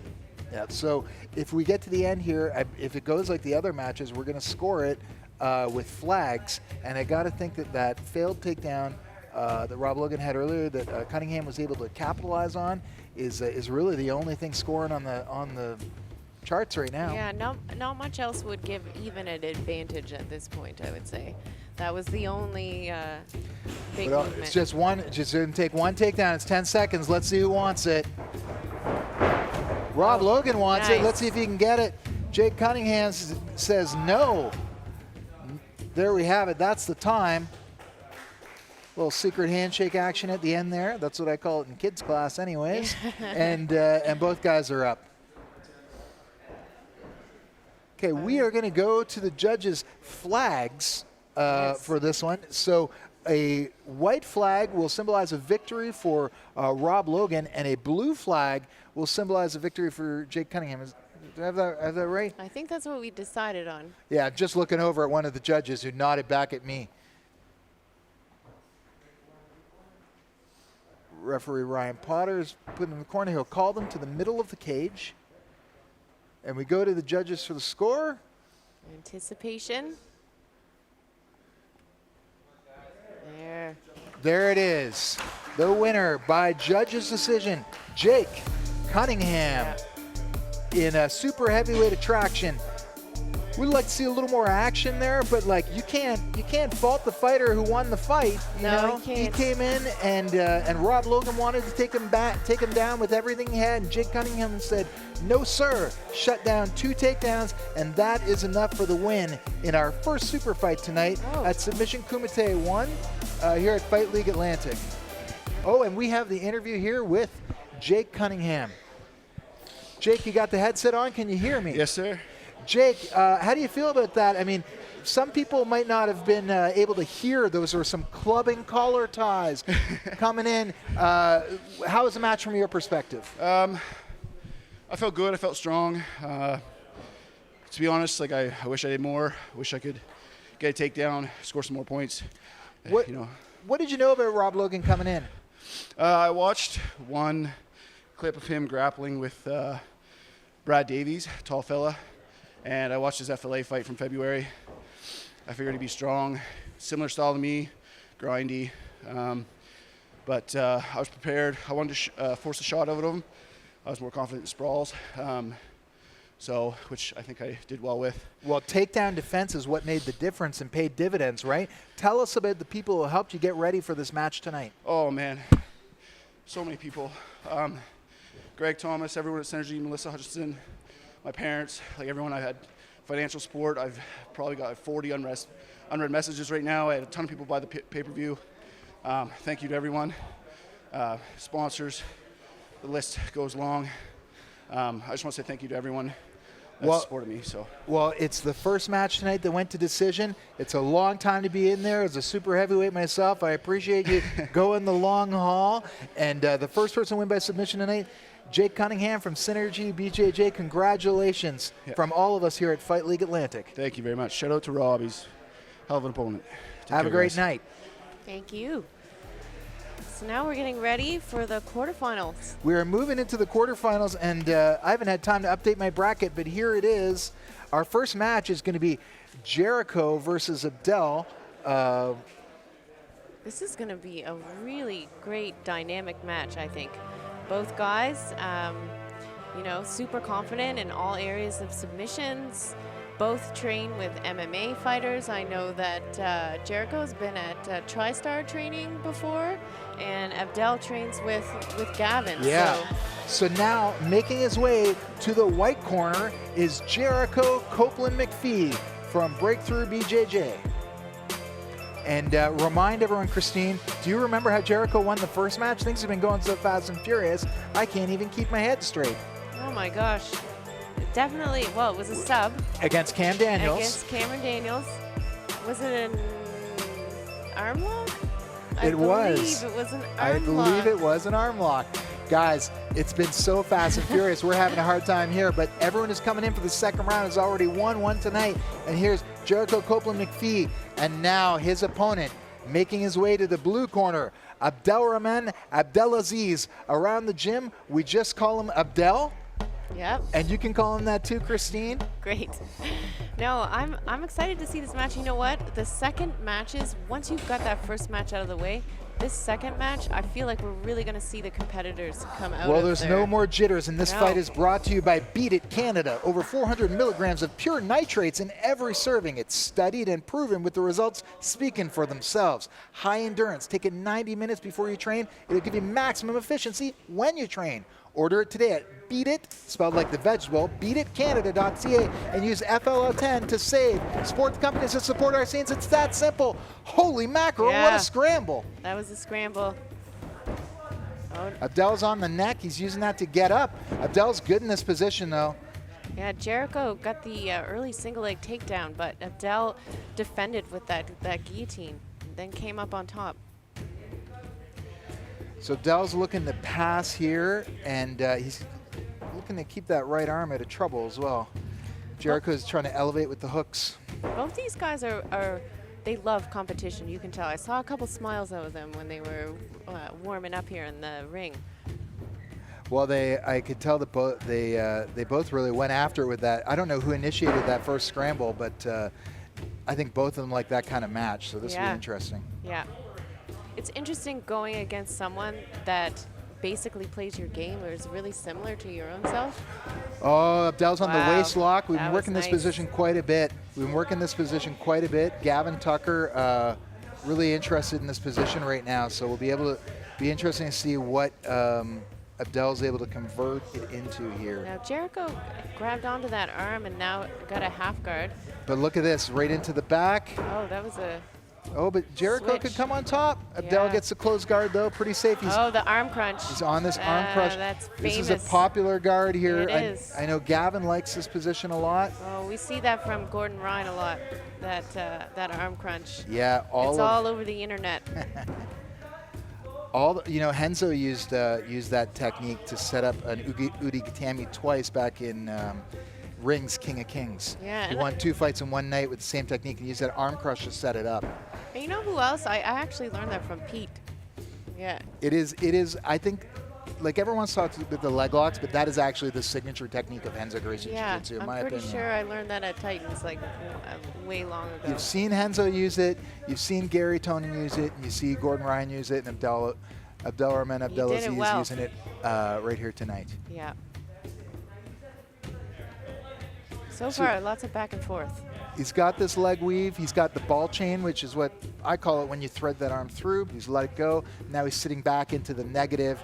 Try to pass here. He's cleared the knee. Nice explosiveness by Jericho, though. Like, Jericho seems to be a real athletic guy. Yeah, he is. And I don't mean that. That's sometimes a slight in jiu-jitsu to say someone's strong or athletic. But here it pays dividends. He's on that leg. Oh, he uses it to come up on top, but Abdel just scrambles up, too. Abdel's been working a lot of wrestling with Gavin as well, so it'll be interesting to see. Both these guys seem to just hop to their feet like it's nothing. The good old days of youth. I know. I'm pushing 40 here, so. I don't know if either of these guys have had appointments with knee surgeons, but Abdel, the chin strap there, let it go. Oh, nice job shucking him by there. Oh. By Jericho. Jericho's got double unders, pushed him up against the cage. Abdel's got a hook in. We've been working this exact position in the last couple weeks. Isn't it awesome when you work something and then you get to use it in competition? Oh, that was nice. Nice job. That was nice. Nice little kouchi by Jericho there. The pace that this match is keeping is making me tired just watching. I know. It's hard to keep up. Because Jericho got the full mount or just a half, I can't tell, but it doesn't matter now. Yeah. Oh, but he passes. This cage is getting in the way. It can be a blessing, you know? I think Jericho feels like he's got a wrestling edge here, and he's really going to push it. Oh, he but could have gone for that very good in this position. Abdel's very good. Oh, wow. Sneaky. Abdelaziz. Wait, Abdelrahman Abdelaziz. He taught me how to say it in the locker room the other day. We just call him Abdel, and that guillotine is good enough tonight for a win over Jericho Copeland McPhee. That was Let's hear it for your winner in round 2. Great performance. Both of them, really. Terrific performance. But that was a great. You could see how calm he was. He had it locked up. He wasn't worried. Yeah, there was no leg pressure either, right? That was all squeeze. Yeah. And I told you he's got a good squeeze from that front headlock. Looked like he did that with about 2.5 minutes left. Wow. Yeah, he he's making a name for himself. He may have come in as a bit of an underdog, but as this goes on. I think dark horse was the phrase I was thinking on the way in here, because I think he's got a real chance at the very least turning some heads. Yeah, well, after this, he's not going to be the dark horse anymore. It's true. Then people start coming for him. Exactly. So we'll see in a few minutes who's up against Abdel, because it's Drake Farrell versus Chris Kelades. What a matchup. Wow. Holy moly. Yeah, these next few matches just get, better and better. Yeah. Yeah, I can't wait to see Drake and Chris. I think Drake is pretty dynamic. Chris, as we like to say, not that he starts slow, but he's very much more measured. So here on his way into the white corner, representing zombie-proof Brazilian Jiu-Jitsu in Sydney, Cape Breton, Nova Scotia, is Drake Farrell, already in the cage here at Fight League Atlantic Submission Kumite, Volume 1. Yeah, he had a good... And his opponent on his way to the blue corner, a veteran of the UFC and Bellator and many, many submission-only matchups, Chris Kelades from representing Halifax BJJ and Marcelo Garcia Alliance. Both guys had submission finishes in their first matches, so that's always a good confidence booster. This match is brought to you by IPAJJF.com. Jiu-Jitsu talent and snazzy designer Dan Hubler is behind this fun brand. He's a former owner of Newaza, now on his own, simply making designs that come to mind and make him happy. He's always a great supporter of our events since 2014, and check him out at IPAJJF.com. Here we go. Both are warm. Like I say, the first match jitters are gone. We're going to see some good jiu-jitsu here. Yeah, I think, we joke around about Chris being a slow starter, but he's got a match under his belt tonight, so there's not going to be any of that. No, and he always says, beware of an old man and a young man's, I don't know if it's sport, but it's a reference to being around for a long time. As a 45-year-old, I'll tell you, I think it's beware of a young man in a sport that makes, or beware of an old man in a sport that makes young men quit. That's it. Something like that. I like that. I like that quote. Something like that. And he's also, Chris Kelades has a belt. He's an M1 champion, world champ. Drake Farrell's not intimidated by any of that. No. Drake's excited by this prospect. No. Whoa. Look at that. I know for sure that Drake's excited by this prospect. Like, basically, like, the bigger challenge you can hand him, the happier he is. Yeah, I've never seen him shy away from anything in any local tournament. Absolutes. Always putting himself out there. Chris looks pretty solid, though. Yep. Chris is definitely threatening with that level change. You can see Drake kind of pushing away, where Drake's, I think, looking for a little bit more like a foot sweep kind of game, which is more of a tall guy. That's sort of indicative of what you typically see with people with this kind of height difference. Plays very nicely, Nice. pulled that leg away from Yeah. the cage. That is pure MMA grappling right there. Yeah. And now he's going to grind. That Ladies- hip smash. Drake's doing the right thing, pushing his head away, because Chris is going to put it right in his chin. Just you can see him looking for it. He wants to drive his head right through Drake Farrell's jaw if he can, and use that pressure to help him pass. Drake Farrell's making space with those butterfly hooks and looking to do something meaningful with the upper body here. Oh, nice sweep. Nice sweep. I thought that Chris might convert the pass there, but Drake was ready for him. Yeah, see, this cage can play with you or against you. But as we say, Right now, Drake can't get any extension on his leg to pass, but yeah. Chris has nowhere to run to either. Nice. Oh, That Drake was went a for the good- back, and Chris wasn't having any of it. Yeah, that's where experience comes into this. You know, you've been in every position almost, and you are sensitive to those movements. You know what's coming. Compare the pace of this to that super heavyweight match that we saw earlier. You know, I don't like to quote Lenin often, but he said, you know, there are years when nothing happens, and then there are months when decades happen. Yes. And that's the sort of contrast you're seeing between these matchups here.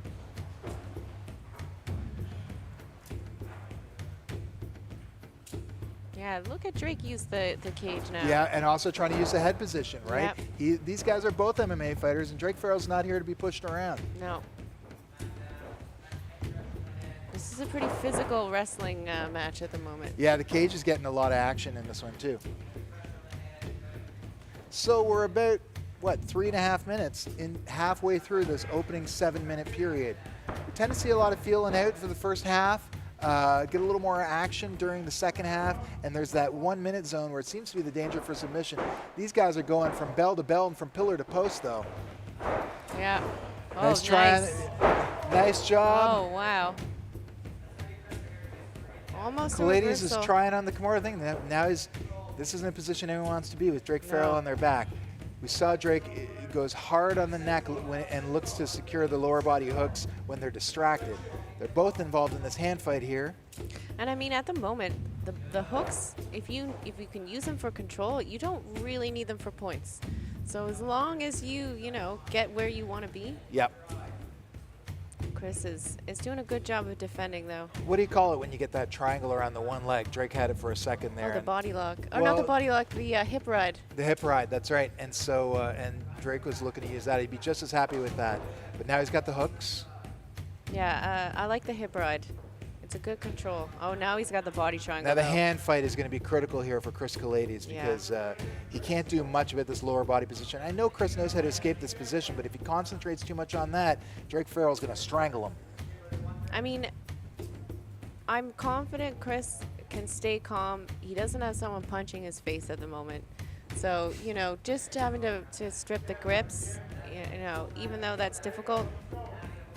Oh, Drake looking like he was thinking about switching over to the arm lock there, but then goes back to, you got to threaten this choke. You got to threaten this choke even when it's on the jaw, so that you make the hand fight. You make the hand fight happen, right? Yeah. So then you can feed one hand to the other and get a 2-on-1 control and have a true, like, 2 hands against no hands battle. Yeah, Chris is doing a good job here. He's staying very calm. Trying Watch to get those hands for away. Drake to try to trap an arm with his leg too, especially as that body triangle opens up. Now, Chris he needs got- to he use did- this, he's doing use it there. this. Yeah.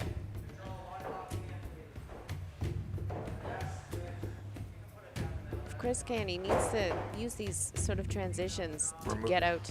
We're getting into that danger zone where Oh, the yeah. clock winds down to 1 minute. Oh, nice. Both these guys are going hard. Oh, great job by Kelades, though. The hooks aren't in play anymore. Oh, he's going to turn. He's going to turn. Chris is on top. Amazing escape Yeah. after being in a terrible position for a long time with Drake Farrell on his back, doing everything he could to hunt that submission. He Great should- job by Chris You Kelades. should watch. Oh, I was going to say you should watch that butterfly guard, but he let Drake stand back up, so they're going to end up in another takedown battle here. Which I think Chris more than happy about. Well, I mean, Better on your feet fighting for a takedown than with a guy on your back fighting not to get choked. yeah. It gives you a second to breathe. Now they're back against the wall. I mean, Drake has proved to be a really good takedown. He chains them together, so. 30 seconds left. Yeah, we saw Drake use that little like Diashi foot sweep, sap with the double. Here's Kelades with this double of his own. He straighten him out. Well, he's got 18 seconds here to try to convert this into something. I expect to see a Hail Mary submission attempt of some sort out of him. Here we go. See, he's just trying for that triangle. He's going to try for that Kimura. He's just going to do anything he can to try to win this because Chris Kelades is a gamer. Yes, he is. So far, super back and forth. That is 7 minutes expired. Now we're going to go to a 3-minute overtime where we use the IBJJF rules to score the match. Christine's going to remind us of some of those points. Oh yeah, I mean, you cannot give anything up. There's 2 points for the takedown. A sweep. A lot of these guys sometimes will just accept a sweep. So you cannot let someone take you from the top to the bottom. Guard passes are 3 points. A knee on belly even, 2 points. I mean, there are lots of ways to get points in the IBJJF system. Mount 4 and back take 4. I don't know how you'd score this match so far if it comes down to the judge's decision. So, I mean, you got to give some ride time consideration to Drake Farrell for being on the back. He definitely had the most threats. Yeah. I'd say he's got the edge. And I would call that would be an minor upset, I would think, based on reputations coming in. There's no slate on Drake Farrell at all. Nobody's going to tell you that he's easy up, but Chris Kelades is a legend on the local scene.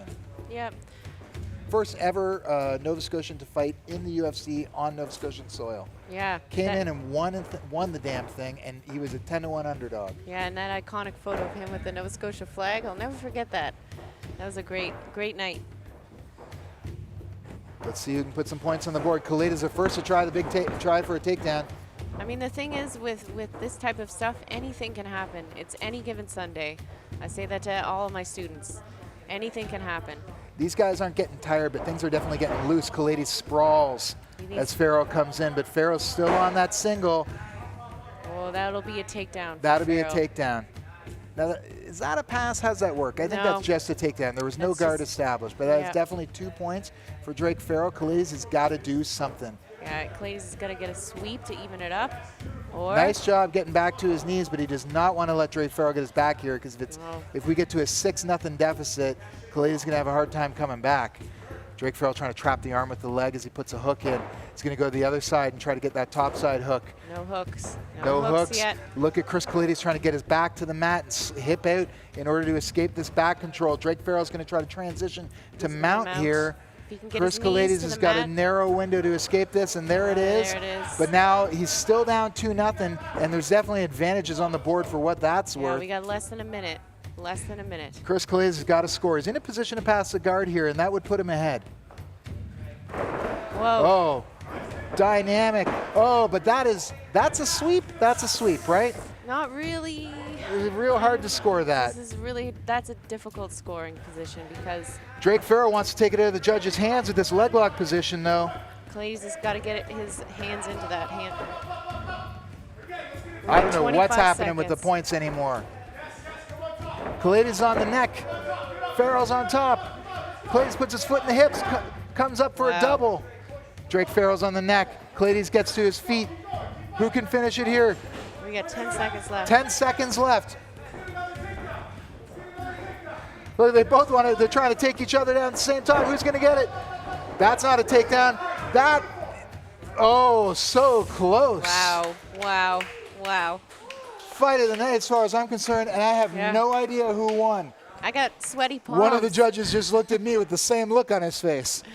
Yeah, how do you score that? That's going to be difficult. Holy macaroni. Yeah, One of these guys, your prize for winning is that you got to come back in a few minutes and fight someone else. Yeah.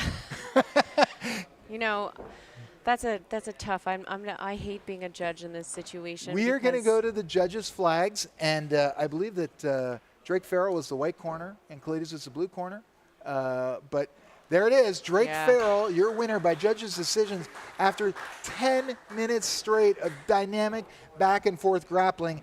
And I think that we would call that a little bit of an upset, but no one's going to call it an upset next Nah. time Drake Farrell's in. No, you know what? That I'm not surprised that it went to Drake. You know, looking back at the first half of the match. Yep.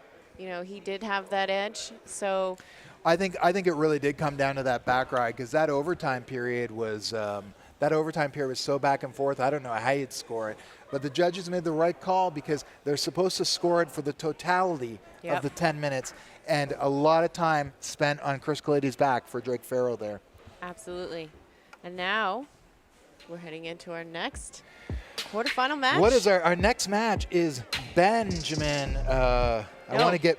We got Justice. Oh, wait, you're right. We and got Justin. Justice versus Justin. So try to keep that straight, folks. Justice versus Justin is the next match. Coming. They're going to show me the. All right. Justice had that late submission against Jesse. And who's headed in here? It's Justice Copeland McPhee from Breakthrough BJJ. Yes. And he is on his way into the cage. He's going to be in the white corner for the judges' scoring.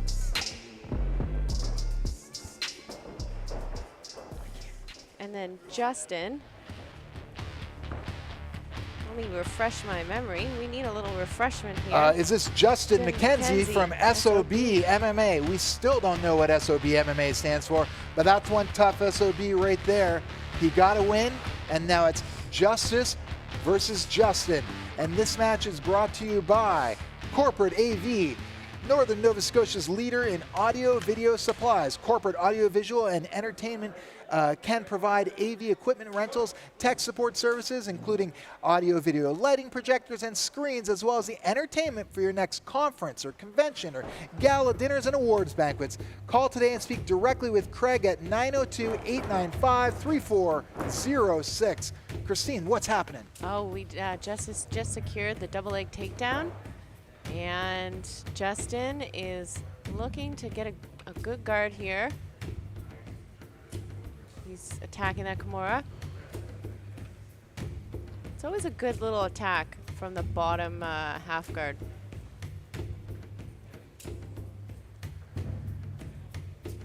So he's got the knee shield in, and when you have your ankles crossed there, it's a secure position, but it's not very dynamic. You saw him abandon it when he had to get something done. Now they're back to the feet. Yeah, you can really lock that hip in place so they can't move forward. Oh, nice. Almost a guard pull there. Now, if I remember right, Justice had that big Uchimata finish where Yeah. he jumped in the back right away. So it's interesting to see him go for that same type of ashiwaza there, but then straight into the guard pull. Yeah, that might have been on purpose, you know. Yeah, give it a little try and then just concede to taking the bottom. He's very comfortable off his back. And I don't know much about Justin, but he's trying for that smash that knee down to pass. Trying to grab, get Justice's head. Grip fighting. We're seeing this knee shield a lot, you know. It's such an important position, and I think it gets kind of overlooked. Same thing here, right, where he's crossed the ankles. Now they're open up. When they're open, you can do a little bit more, but when they're crossed, it's a little safer, right? Yeah, totally. Keeping that distance. You know, if you're a gi player, you have a lot of options to maintain distance. In no gi, you don't have that many options. So, you know, the knee shield is one of the best ways to keep someone from crushing you.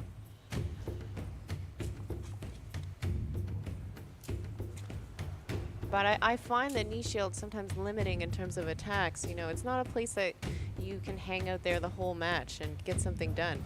You really need to use it to off balance and then make the other person make a mistake and hopefully capitalize on it. Oh, we got some foot action here.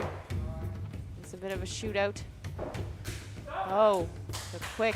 I think that was an inside heel hook maybe. Inside heel hook for Justice. Yeah. All right. Yeah. We have a great submission finish. I think that's our first leg lock of the night. It might You'd be, be yeah. surprised. So Justice Copeland wins by inside heel hook. I believe. I might be wrong, though. Here It's at very quick. Fight League Atlantic's first ever Submission Kumite, Volume 1, coming to you live from Nova Scotia, Canada. All right, and the next match, I'm really looking forward to seeing it. Two former teammates going head-to-head.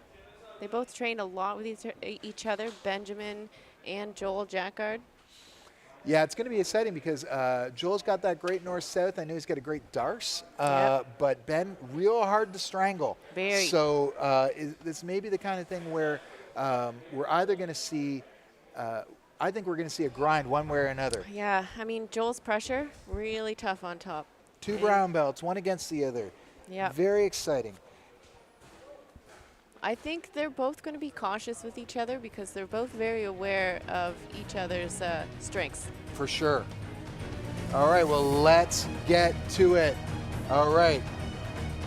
Here comes Ben. Here comes in the white corner, Benjamin Wildguard Whitehead, representing Titans MMA in Halifax, Nova Scotia. He's making his way to the white corner. And now his opponent making his way to the blue corner, Joel Jackard, representing Halifax, BJJ, and Marcelo Garcia, Alliance. Alliance. Alliance, sure. This fight is brought to you by Soul Low Shoes, the art of being one of a kind, made by our good friend Dave Fretz, the man behind a lot of our graphics and artwork for this event. Canadian talent who lends a lot of his time to the Canadian scene, does a lot for everyone. You support him right back online at soul-low.com. That's SOLE-LOW.com. And grab a one-of-a-kind pair of shoes or custom sneakers from this fantastic artist. That's SOLE-LOW.com. Here we go. All right. I get really nervous watching my teammates. Do you get nervous? I get nervous watching my teammates. Yeah. It's somehow not as bad as MMA. No. MMA, I'm practically having an anxiety attack. Yeah. Both these guys feeling each other out a little bit, checking the distance. Yeah. Like I say, they're going to be cautious. Joel's got a little arm drag he's got a little arm drag to double leg that he likes to do Yeah. here. I mean, There it is. It's interesting. We ended up going with Marcelo, but he did play a lot of that game before we were affiliated with Marcelo Garcia. Oh, I remember north-south choke well from Joel. Got me lots of times with it. Benjamin looking for a little arm drag to himself. Joel gets in on the double. Ben's in on the neck. He's looking to connect his hands. Joel's looking to convert this single leg. Nice job using that hook on the hip to get out of there. Yep. Again, both these guys like the arm drag. You can see it back and forth and back and forth. It. Yeah. 2-on-1. Joel will not let people get control of his head. Look at that, the cage helping Ben out a little bit there. I'm sure Joel will run him down otherwise. Now Ben looking to take the neck. Joel's able to convert the takedown as a result. Joel's over top of that butterfly hook. He's looking to yeah, he's good at crushing this. He's got those flexible hips. He's going to crush down. He's heavy too. It's now a more conventional half guard. Ben's got to be careful here because if he goes for the underhook, which is normally what you want to do, you can get darced here real fast. Yeah. Yeah, he's not going to want to. He's keeping that frame. He's keeping his legs in front of him. Now, Ben's probably want to go to make some space here with those butterfly because... Boy, we're 2 minutes in already. It doesn't seem like it, does it? No. Nice guard pass by Joel. Yeah. And he's got his knees up against Ben's back, so Ben can't put his back to the floor. Ben can only move towards turtle at this point. I mean, the thing is here, too, when you're in a good spot, you don't need to rush it. We see a lot of people sometimes rush to get the submissions, but... Joel's, I think, looking to swing his left leg over top as he tries to sneak his right knee under the bottom.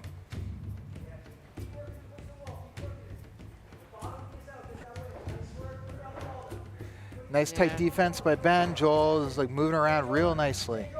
Yeah, nice stomping on the leg there. It's making Ben carry his weight.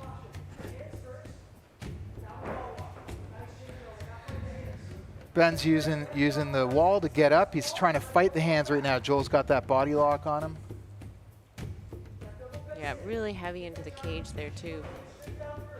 You can hear Gavin coaching.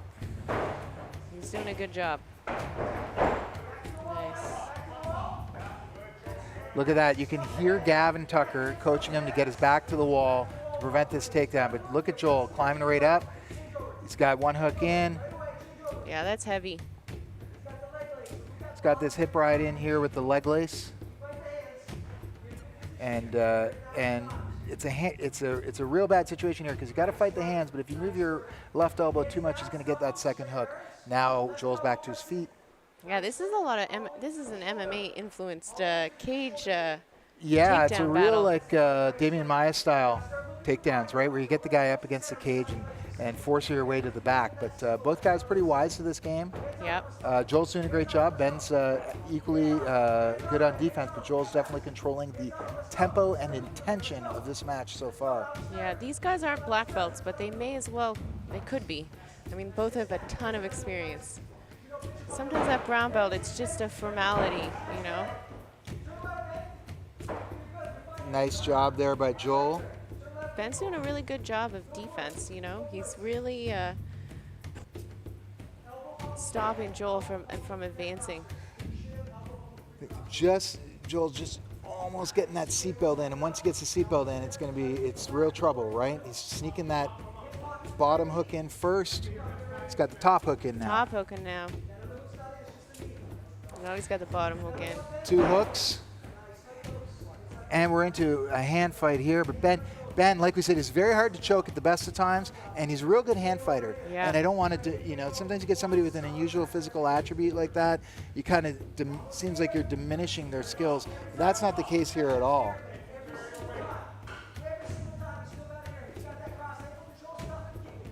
Yeah, Joel's going to want to finish it sooner, though, because, the longer you kind of, like, play around with people. We're getting to this. We're getting close to this 1 minute mark where we've seen most of the submissions happen tonight. Although some of the matches are going longer now as you get later on. Joel's looking for that arm lock. Yeah. Joel's looking for that arm lock. Ben's got to. What's Ben got to do? He's got to keep it secure and try to get his left free. elbow to the floor, right? Yeah. Turning in He towards can. Joel. But Joel's pretty cagey here. Look at that. He's switched to the wrist grip there. He's got his legs crossed because both arms are in the party. I remember TJ Grant versus Shane Roller. He's able to finish an arm lock in this position, but Joel's not going to finish that one. Ben escapes, and we're into a closed guard situation, or open guard situation. Joel right back on the double leg, though. He obviously wants to be on top in this match. Yeah, he does.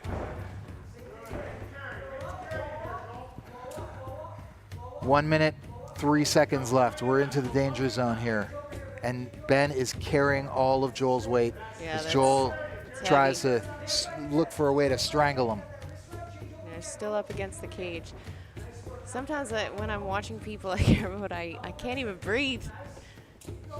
No, it's a tough one. Like, you get emotionally involved in this, and Christina and I are doing a nice thing without even talking about it, where I say nice things about Joel and she says nice things about Ben. Yeah, I mean, when you're in the local community, you know people, and you know how much heart and hard work they put into things. When we used to be teammates, it doesn't mean that I still don't care about them. It's just, we're in different places now. Well, let's see what happens here. So Ben trying to use head position to recover off the cage here.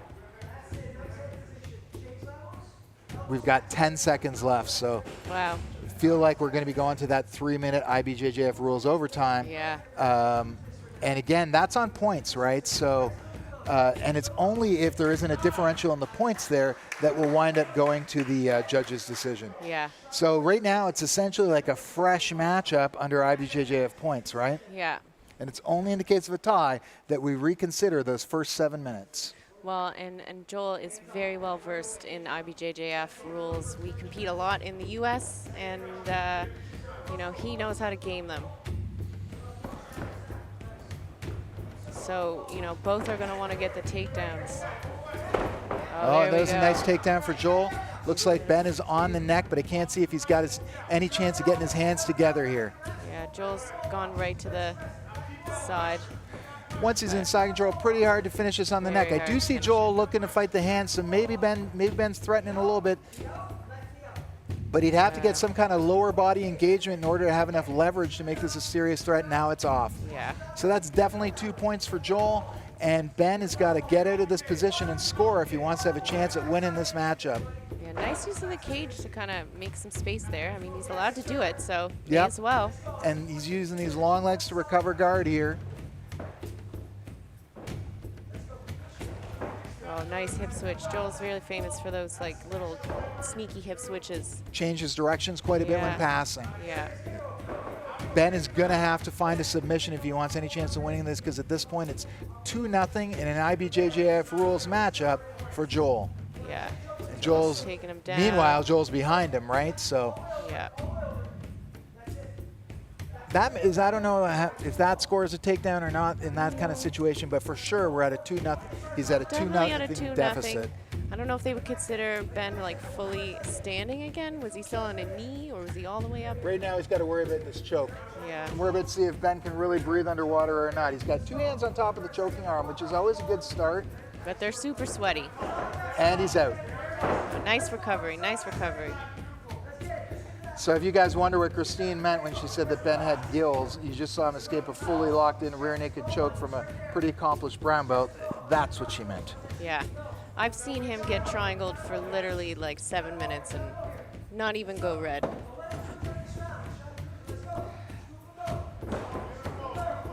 Another little hip switch pass from Joel, but Ben gets to the knee, so that's not going to affect the score. But right now Ben's behind, at least 2-0. He really needs to get a score, and it needs to really like a takedown and a pass at minimum, or to score submissions. There's only 35 seconds left in this. Wow. Yeah, Joel has a lot of control here. Ben's done a really great job of getting out of some really bad spots. But I just don't know if he has enough time to get that, to make up for it.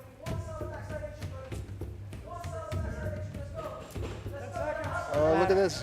Joel loves this position. He loves the anaconda and the darce. Oh.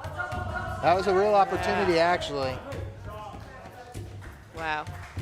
Great job by both guys. It looks like that's going to be it. Joel Jackard with the 2 points for the takedown early in that round, and that should be enough to do it from my understanding of the rules. Yeah, mine too. But they're talking, so you never know. You never know. It depends how they scored that last exchange, you know. But to me, it was 2-0 at the very least, and we have a decision. Yeah. For Joel Jackard, moving forwards into the semifinals here at Fight League Atlantic's first ever Submission Kumite. Does that mean we have another super fight coming up, Christine? I think we do. I think it should be Luc de Saint-Croix and Hamza.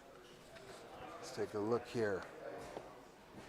But there we are. Luc de Saint-Croix from Fit Plus MMA versus Hamza Aiaz, fighting out of Halifax, BJJ. Hamza's one of the nicest people you're ever going to want to meet. Such a friendly, nice guy. We love him on our team. He's just an all-around great person. All right, well, making his way to the white corner should be Luc de Saint-Croix. And again, fighting out of Fit Plus, always insane conditioning. Those guys work hard at their fitness. Yeah, we're both former members of Fit Plus, and both of us know that they believe that condition is the first submission. Yes. Right? That is an old school mentality, but it still holds true today. Yeah. I mean, if you have the energy to keep going and going and going, you can sometimes outlast people. And making his way to the blue corner, representing Halifax BJJ, Marcelo Garcia Alliance, is Hamza Aiaz. Yeah, such a sweet guy, like I said. Newer blue belt on the team. I know he's worked really hard for this super fight. He took it really seriously, and he's been putting in a lot of hours with everyone in the gym. So it'll be nice to see him get to use what he's been working on. Well, this fight's brought to you by Takedown Distribution. They're Canada's distribution superstore for all things combat sports. Wrestling, jiu-jitsu, boxing, judo gear, and more sold directly through Takedown. They're the official distributor of Damage Mouthguards, Defense Soap, and so much more. Visit them online today at takedowndistribution.ca, Canada's source for combat sports gear and apparel. Also featuring guard kimonos, no gi and gi, top-notch stuff, available exclusively from Takedown Distribution. Yeah, like we said, Luke came out strong. He didn't even slap Holmes' hand. So that was a little bit of a, throws you off a little bit. That's Gamesmanship. Some people's strategy, right? That's a veteran move. Yeah. And these are 5-minute opening rounds in these super fights, and we're hoping to see a lot of action here. Yeah, like I said, Luke Deschamps, he came out so energetic, really fast. And now well, why waste time? Hamza was starting to build up his base back to his elbow there, but Luke has flattened him right out again. Yeah. He's got that sort of guillotine-style grip around. He's kind of cradling in this half guard. It's a good way to defeat the half guard, actually. Oh, he's switching look to the at darce. this, the darce. Yeah. Exactly what we were talking about earlier. Hamza went for the underhook like you're supposed to, and found himself in a darce predicament for his trouble. Now we're into this front head pinch situation. With competitors that come out really strong, you kind of have to weather the storm for about 1.5 minutes, 2 minutes, and then, sometimes you can catch your breath, but. Well, and if you get caught off guard, it's hard to find your center again. Yeah. Yeah. But often it's a situation like this. Even though Hamza's getting flattened out here, a little situation like this with a butterfly half guard, get a chance to breathe here, start thinking things over. He's going to dig in for that underhook, and you're going to watch Luke's going to go for that darce again. I mean, the darce is such a good counter for that underhook. I mean, you can really make people, retreat, or you can set it up. Never works on me, Christian. I've been darced so many times. He's looking for that far side arm triangle, and even if you don't get the the choke because you're off on the far side of the body, it's a great way to put pressure and force the guard to open and get that guard pass, and then you're already in a position for the choke. So Holmes's head is stuck against that cage, and that's tough in the half guard because that can't feel good. No. And as you know, your head really dictates to where your body can move too. So if your head's in an awful angle, you're not going to be able to have as much movement. But I'd like to see Hamza move his legs a little bit more, back and forth. Luke's trying to drive through to the mount. He's not playing around with trying to get to. He's not knee cutting. He's driving across the other way and trying to get to the mount. Or, he's going to have a hard time sneaking his left knee up for that chair sit back take there. Hamza does a great job getting to his side, nice. But here's that underhook, and here's the darce. That darce, yeah. Right, and now they're going to scramble back to the feet just like before. What did Hamza learn from this lesson from last time?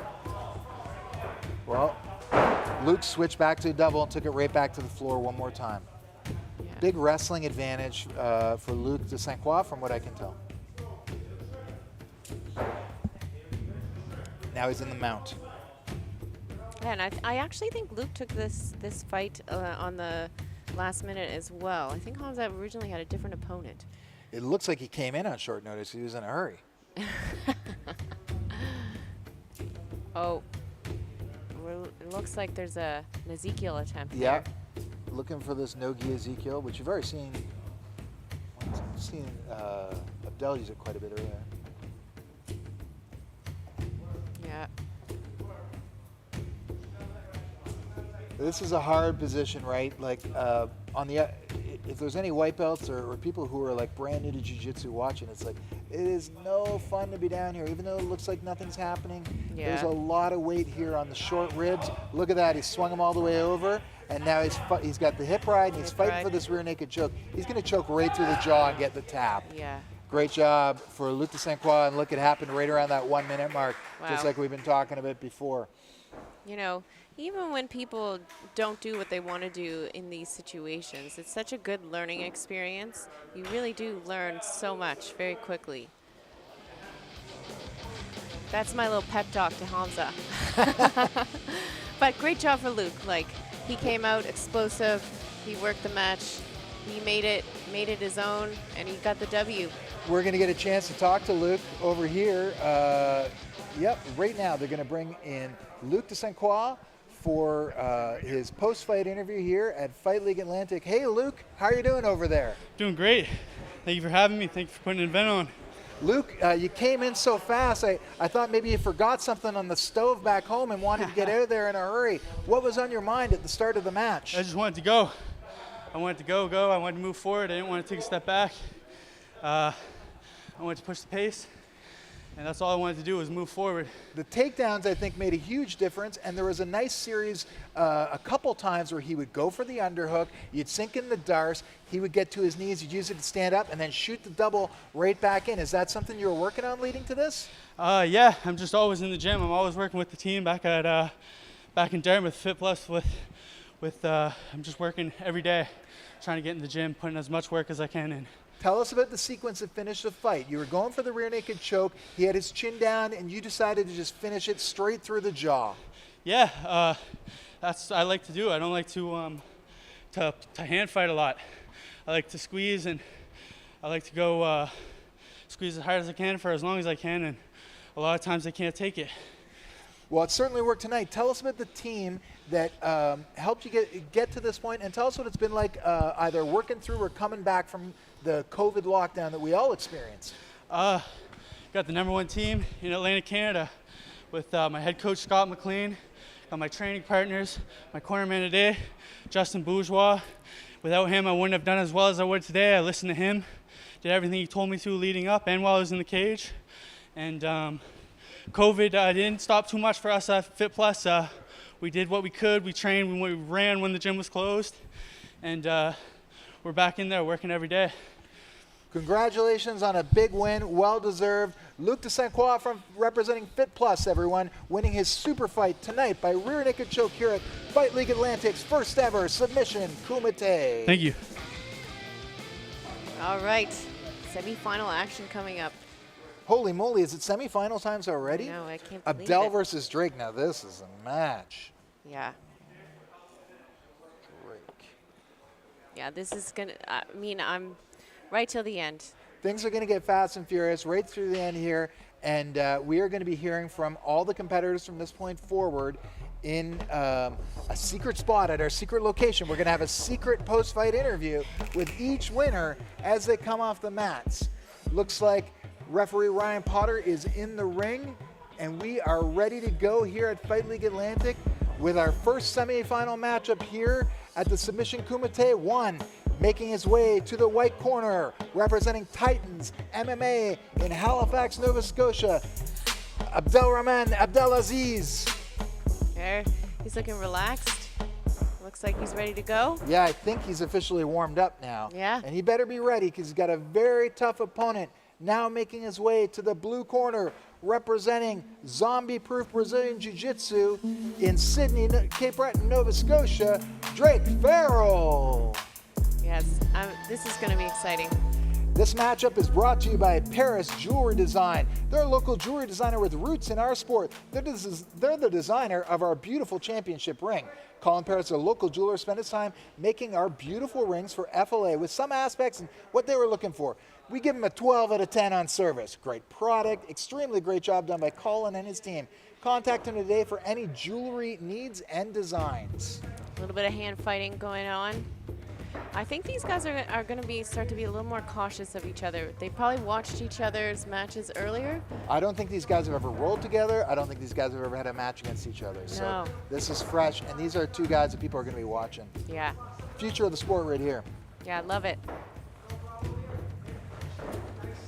Abdel's on the neck straight away. Yeah. He likes that position. That's neck squeeze, he said. I've seen him win super fights with that. He likes to take that right away, and he doesn't need the hooks to finish it. We saw that earlier. Nice. Look at that. Really trying those like shoulder shucks. Collar ties, and Collar- shuck buys, yeah. and yep. Russian. Nice little fake knee tap from Drake to get a reaction at Abdel. It worked. But interesting to see if Drake goes for that Oh, again, what he nice. was thinking Yeah. about. Here it is. He gets Yeah. the underhook out of it, but Abdel manages to pummel back in. Now he's up against the cage. Really great footwork from both of them, like able to keep their balance and keep things moving. Quick changes of direction. Both of these guys, you see them fighting for that head position, and that's so important. I think like in wrestling, they talk about that all the time. In jiu-jitsu, it gets overlooked a little bit. I'm telling you, rolling with TJ Grant, he does. He uses his head all the time. Sure he does. Well, he's got a giant noggin on him. Hey TJ, we love you. No, but look, Drake and Abdel using their heads again. Abdel's going to go for that neck again and use it to get on top. Look at that exchange. I've seen him do that so much in his run at blue belt. He loves it. He loves that position. It's and look at this. He's got what has he got there? Anaconda. It's an anaconda, I think, officially. Yeah. Tribute to our good friend Kyle Sanford, first person to ever finish the anaconda in MMA.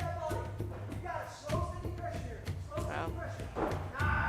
That is straight on the neck, and that, man, wow, Drake Farrell's switch. tough. He Drake Farrell's is tough because that was right on the neck and fully locked in.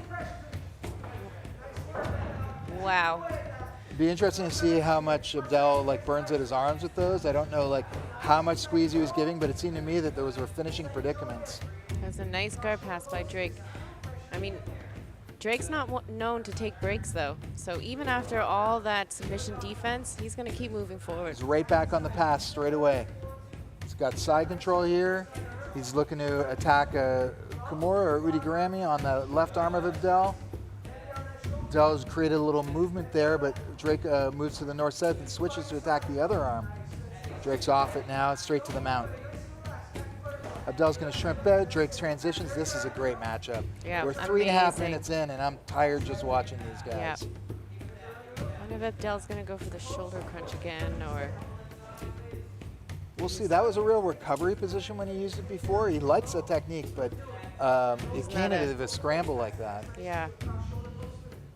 When you're in these butterfly lifting positions. Oh, that's an interesting, he's kind of a mirror lock position momentarily there.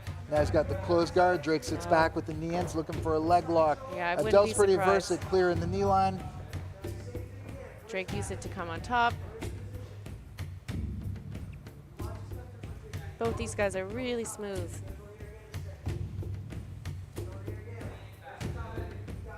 Yeah, Gavin Tucker saying he's going there again. We're looking at exact duplicate of the position here, except now Abdel's got a reap in here. Yeah, like a reverse De La Riva reaping. Yeah.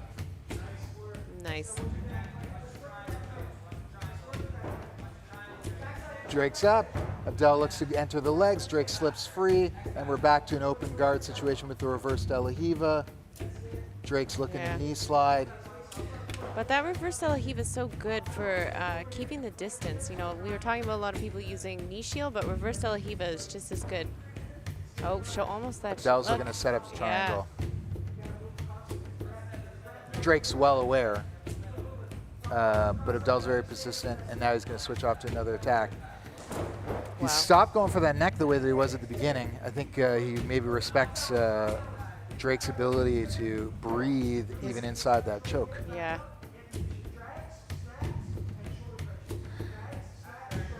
Gavin Tucker saying drag snaps and shoulder crunches. So he's calling for that technique you're looking for. I mean, it's a solid technique. I think it works against bigger people too if you're a little bit smaller. Nice pass by Drake, but boom, instant recovery by Abdel. Abdel looking for this triangle here, but Drake's hip to it right away, gets his left arm inside. Now he's looking to put his hands in the armpits to stand up. Oh, maybe a little ill-advised triangle attempt there. Winds up with Abdel getting stacked. Drake's looking to capitalize. I don't think he's going to get the back out of this, but he's a great back taker. Wow. Oh, he's going straight into this arm lock attempt. Abdel's got to turn into him and sneak that elbow to the floor. He's got it out. He's got it out, but Drake's going to persist. Let's see, this is a smart move, going belly down like this. It's much harder to escape. Oh, it's much harder to escape, and you don't lose top position when you go belly down on the arm lock. He's got rolling back over. Wow. Abdel's out. Wow. Great escape. Wow. Man, how many submission attempts? Now we're into this 1 minute danger zone. Yeah. 55 seconds left in the match. Oh, now he's going. Drake's going for his own shoulder crunch. Drake's going for his own shoulder crunch, and he's used it to set up the triangle. Now he's used it to set up the straight arm lock, and Abdel's out. Abdel's got to kind of reverse back, and now he's into this judo-style triangle. He's going to use it to set up the arm lock here, but I'm not well, he's pretty good on that, actually. But Drake's aware. He knows Drake's what's aware, going. and Abdel doesn't have that, has the one leg on the wrong side of the body. Yeah. Be interesting to see if they persist with, Abdel's got this Kimura grip. Oh, nice reversal there from Drake. Kind of spun around. These guys are going to make it to the overtime, folks. Oh, look. It's like 10 seconds left. wow. Right to the end. Both of these guys fight. 5 seconds left, and we are into the overtime period. That was 7 minutes. Wow. I know I said it a bunch of times. I'm tired just watching, but Yeah. that was a lot of jiu-jitsu. A lot, and amazing transitions. Submission, submission, sweep, you know, escape, escape, submission. I thought I thought Abdel was going to finish him with the choke. I thought Drake was going to finish him with the arm lock. What's going to happen now? If you're Drake, you're going to be wary of those that head control that Abdel can get. 3 minutes of IBJJF scoring here. Yeah. Fighting for head position, fighting for takedowns. You can't give up anything here because it's not like sub only where you maybe like accept a takedown in order to get to the ground with the guy. Drake's got that too. Yeah, I'm gonna say that's 2 for Drake for sure. Wow. And a pass. Yep. So if he's smart, he does not let Abdel get anything back.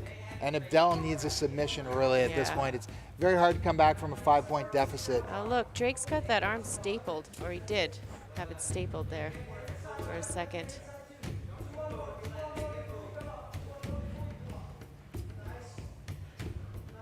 Right.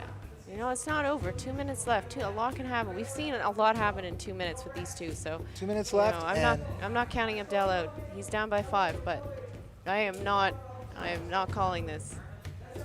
No, especially when you've got someone who's such a good strangler, can change things really fast. And the heart and the hunger. You know, if you really want this and you want to make it work, just that will and with the technique. Oh, nice on Drake though. He's yeah, really Drake was pretty smart to it there. Smart about it there. Now we're in a half guard. Abdel cannot afford to let the clock wind down. He certainly cannot afford to let this pass to mount happen. That's another 4 points. Another 4 points. It's another 4 points for Drake. And Drake's got the Americana. The elbow's real high, so I don't think it's going to work. Very but high. That's still just time off the clock. Yeah. He's going to go for it on the other side too. Abdel's hope now is a submission. Yeah, I'm gonna Abdel say. needs to start playing it like a submission-only game because at this point, another guard pass isn't going to make a difference one way or another. No. He needs to hunt down a submission any way he can. Drake has that arm. I love that technique when you staple the arm there. Nice. Now, a lot of times when you're hunting down a submission, you leave yourself open for one. You do.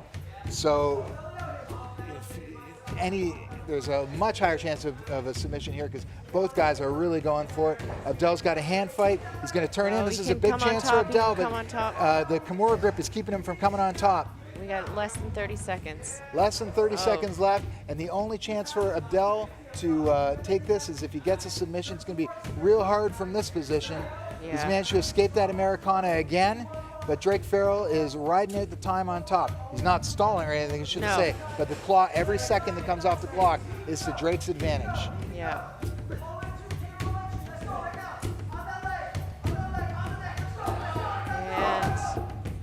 And that's time. Boy, that was a good matchup. Wow. But Drake Farrell really turned it up in the IBJJF scoring portion, and that's going to be enough for him to take the win. But you know, as we like to say, a star was born. We'll see. I think. Well, I'm very impressed. I'm impressed with everyone's jiu-jitsu tonight, but it's especially impressive to see such young people coming up the ranks with what a great job by both guys. Such good jiu-jitsu, yeah. Well, we are going to get a word with Drake Farrell here at the secret interview location. Or, oh, no, looks like that's Abdel first, isn't it? Well, that's okay. That's Maybe we get both guys. We'll take both guys. Yeah. We'll take both guys. Let's see who we get for the interview here. We're ready to go. Okay, I don't see him on screen, but we're ready to go. Abdelrahman Abdelaziz, can you hear me? Yeah, I hear you. Abdel, didn't come out the way you wanted in the overtime portion there, but just a number of dynamic submission attempts from both of you. How close did you think you were to finishing that guillotine? I don't even remember attacking the guillotine, to be honest. Well, you attacked it about 7 times. You tell us how the match went from your perspective then. He maintained his pace pretty well. I was expecting him to get a little bit tired, but I guess I should have just went harder. He was playing top, and I guess it would have been more tiring for me playing guard more. You had some great submission escapes yourself. There was one point, was the arm lock very close? Because there was one point where I was cringing just watching. Yeah, the arm lock had me worried, but just hearing the voice of my coach, Gavin Tucker, made it easy to really keep pushing and get out.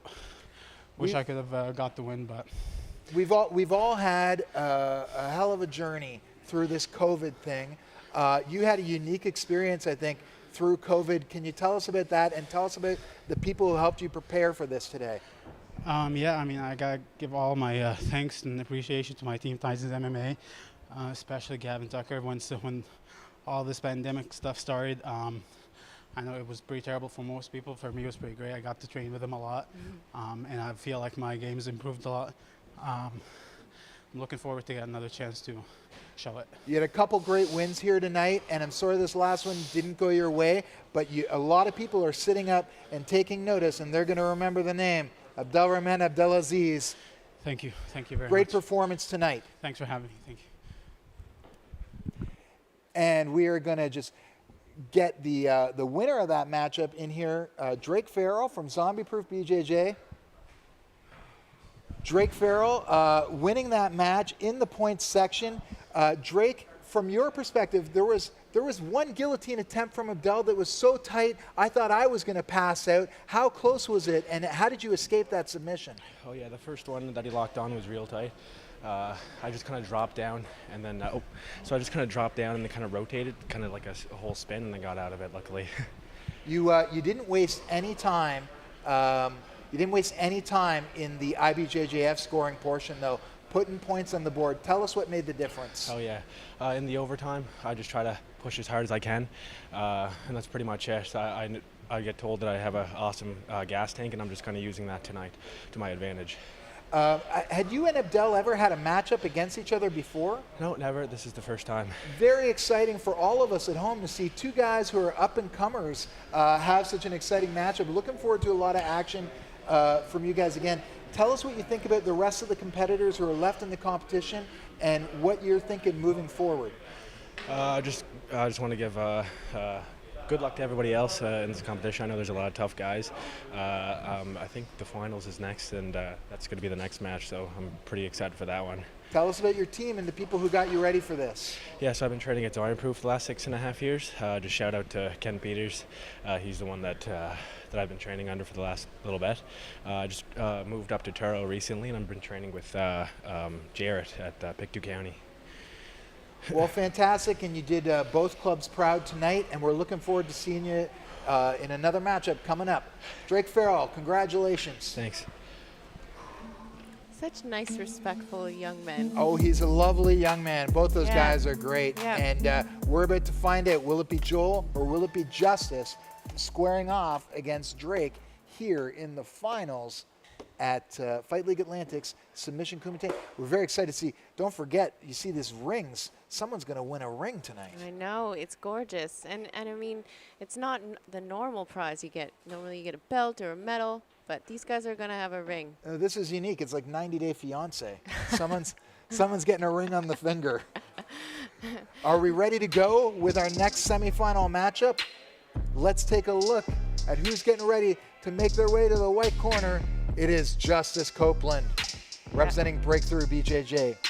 I mean, Justice and Joel, they're teammates. So this is going to be interesting because we were just training with them not too long ago. Justice came up, so they know each other's games very well. We'll see how this goes. I think when there's a ring on the line, There's no love lost, even in between teammates. Yeah, I know. I'm going to be excited. I'm going to be happy no matter the outcome, but I know both of them want to win. Well, now making his way to the Fight League Atlantic cage here in the semifinals of Submission Kumite 1. Looks like he's still got the Biggie Smalls on the headphones. Is Joel Jackard representing Halifax BJJ and Marcelo Garcia Alliance. Yeah.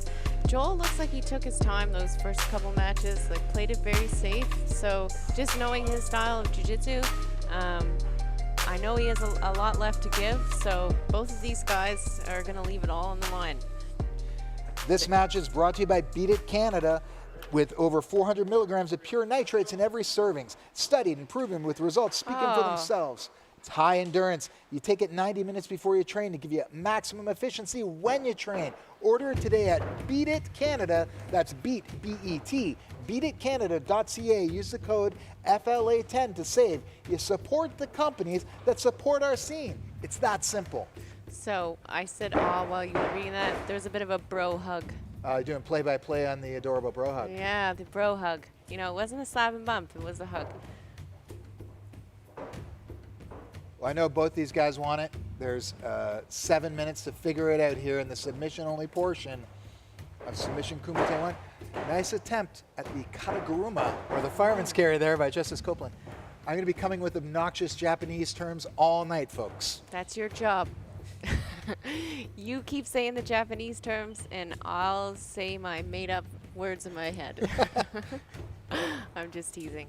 No, the Japanese is good to know where everything comes from. I like to use it on the takedowns and stuff. Well, it's an homage.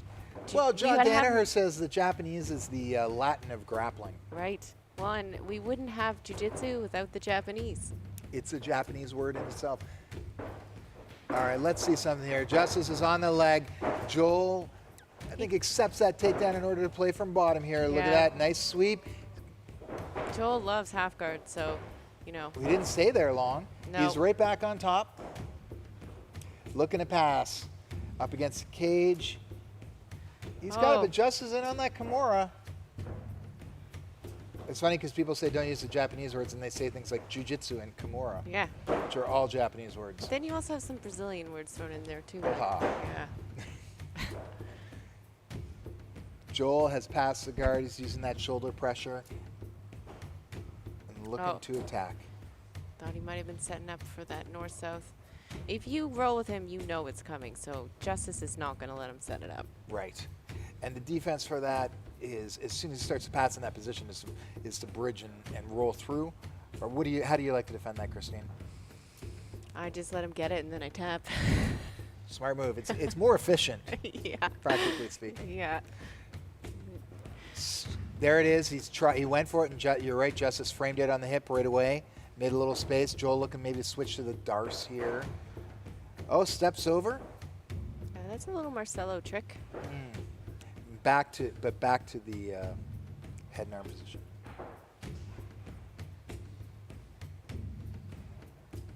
It's interesting seeing everyone's different game plans for the evening. You know, you have some people really explosive, and then other people, you know, watching Joel, he's just very measured, takes his time.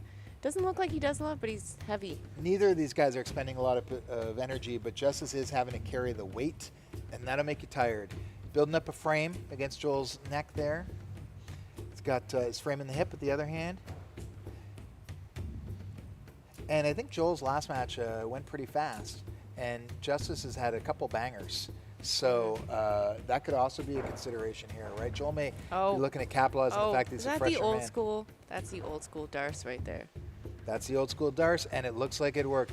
Old school's still the best school. Whitetown Strangler's back. Joel Jackard by Darce choke. Going back to his roots. Your winner, Joel Jackard. So that's an exciting final, right? Wow. We've got Joel Jackard versus Drake Farrell coming up in the final for the Fight League Atlantic Kumite ring. Yep. We're going to hear, I believe, from both these guys here. Wait and see. I don't make all the production decisions, but I think we should be hearing from Justice. Oh, no, we're straight to Joel. Wow. Joel, it's me, Biggie Smalls, speaking to you from the grave. How you doing? How's it going down there? You had to go back to old school Y-Town Strangler to get this one done. Tell me about how you finished it. It's a nice setup you can do from side control when you're hunting the north-south and they get the arm in. You just let them come up, switch it to a darce, and then if they defend the darce by going flat, you can go north-south. So it's a little bit of luck, you know. Justice is tough. He's one of my good training partners, and it sucks competing against a teammate, but it's you know, it happens when we all jump into the same opportunity. Well, he's a guy that you've trained with a lot. Tell us about some of the things he did to defend some of your attacks there. He just knows everything we're going to do. It's just whenever any match, you just got to be on point. It's going to be hard to submit people right away, or some people get overzealous, but you just work really hard in the beginning to get it in control, and then you ride the momentum and wait till a submission comes rather than force it. That's where I find the most success. We've all had this unique experience of we've all had the same experience of coming back from this long lockdown. Tell us how it affected your training and who's been helping you get ready for this. Just the whole team at Halifax BJJ, all the affiliates. We got affiliates all over Atlantic Canada. I'm super thankful for.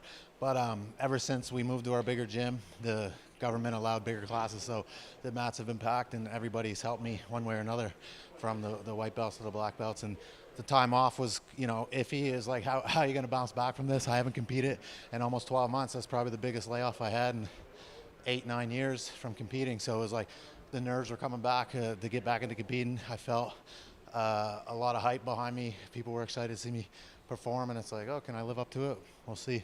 So well, far, we're going to see how you do against Drake Farrell coming up. Tell us how you feel about that matchup. I'm excited. I never trained with him. He's amazing. He's one of those young guns, man. He's come and take out the old dog.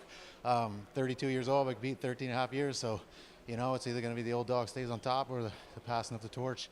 I look forward to it. It's going to be a fun match. He's a great kid, great athlete. Yeah, it's going to be fun. We're going to find out in the next matchup here at Fight League Atlantic's Kumite. Thank you very much, Joel Jackard. We've got one more super fight before we get to the very exciting finals. We're going to see Greg Oikel from Victory BJJ fighting against Colton Grant Hose. Out of SOB. Out of SOB. That's my new favorite name for a club, SOB.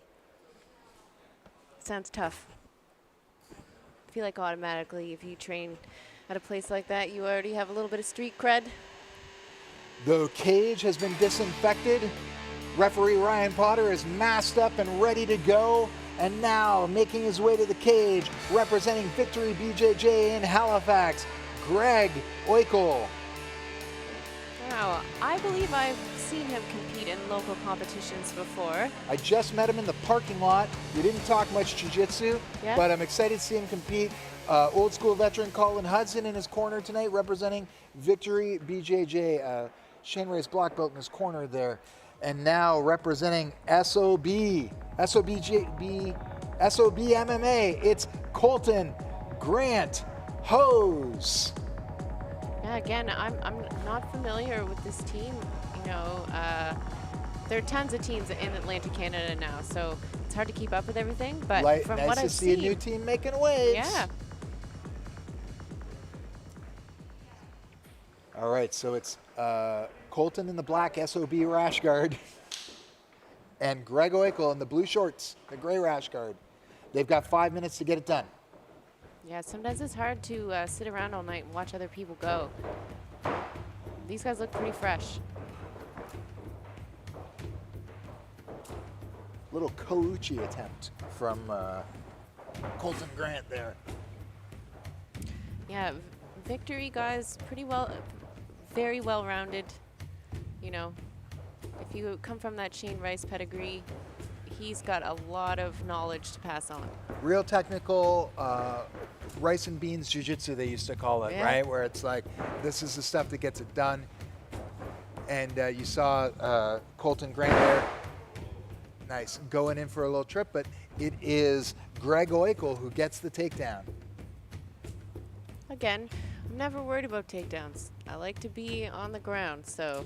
Nobody likes getting taken down, Christine. No, it hurts. But I just mean when I'm down there, I'm okay with it. Colin Hudson, who is Greg Oikel's coach, is someone I know very well, and you're going to hear some very specific advice delivered from Colin. Okay. I wish I could hear it more clearly. Yeah, it's a little far away from us.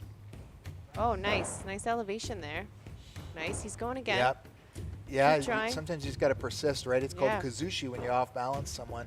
And when you're moving someone from like a rock steady kind of position like that, you got to get them moving and make something dynamic happen before you can finally convert that sweep or takedown.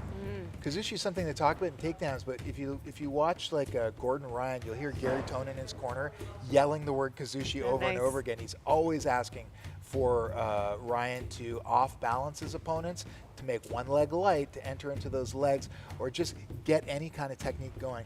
Very hard to move someone who's got a good base. Yeah.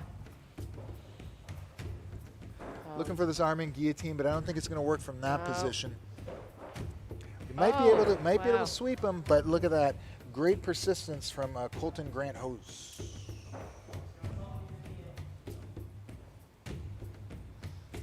Stay heavy. He's doing a great job staying heavy on top. Like Colton's doing all that effort to get him moving. Yeah. He's using good technique, but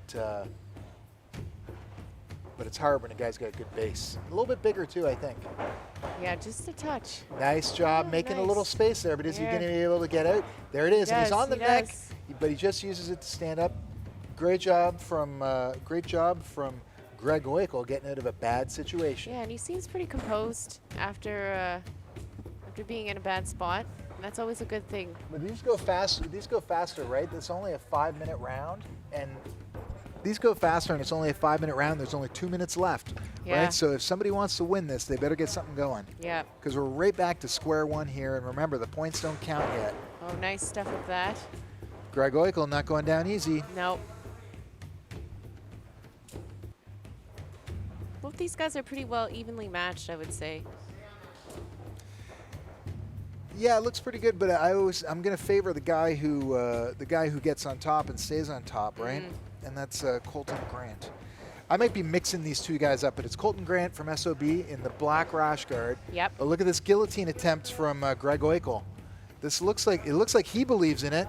Looks like he believes in it. Is he going to be able to get enough leverage standing? Fitting for a standing guillotine here in a local MMA cage. I don't know. He must have yeah. had his hands together to believe in it that much, but Oh, nice. nice job, nice that was Koshi nice. Garuma. Oh, but good Or no. scramble. My apologies. You know, it's important when you get those takedowns. You gotta be able to stabilize, keep the person down.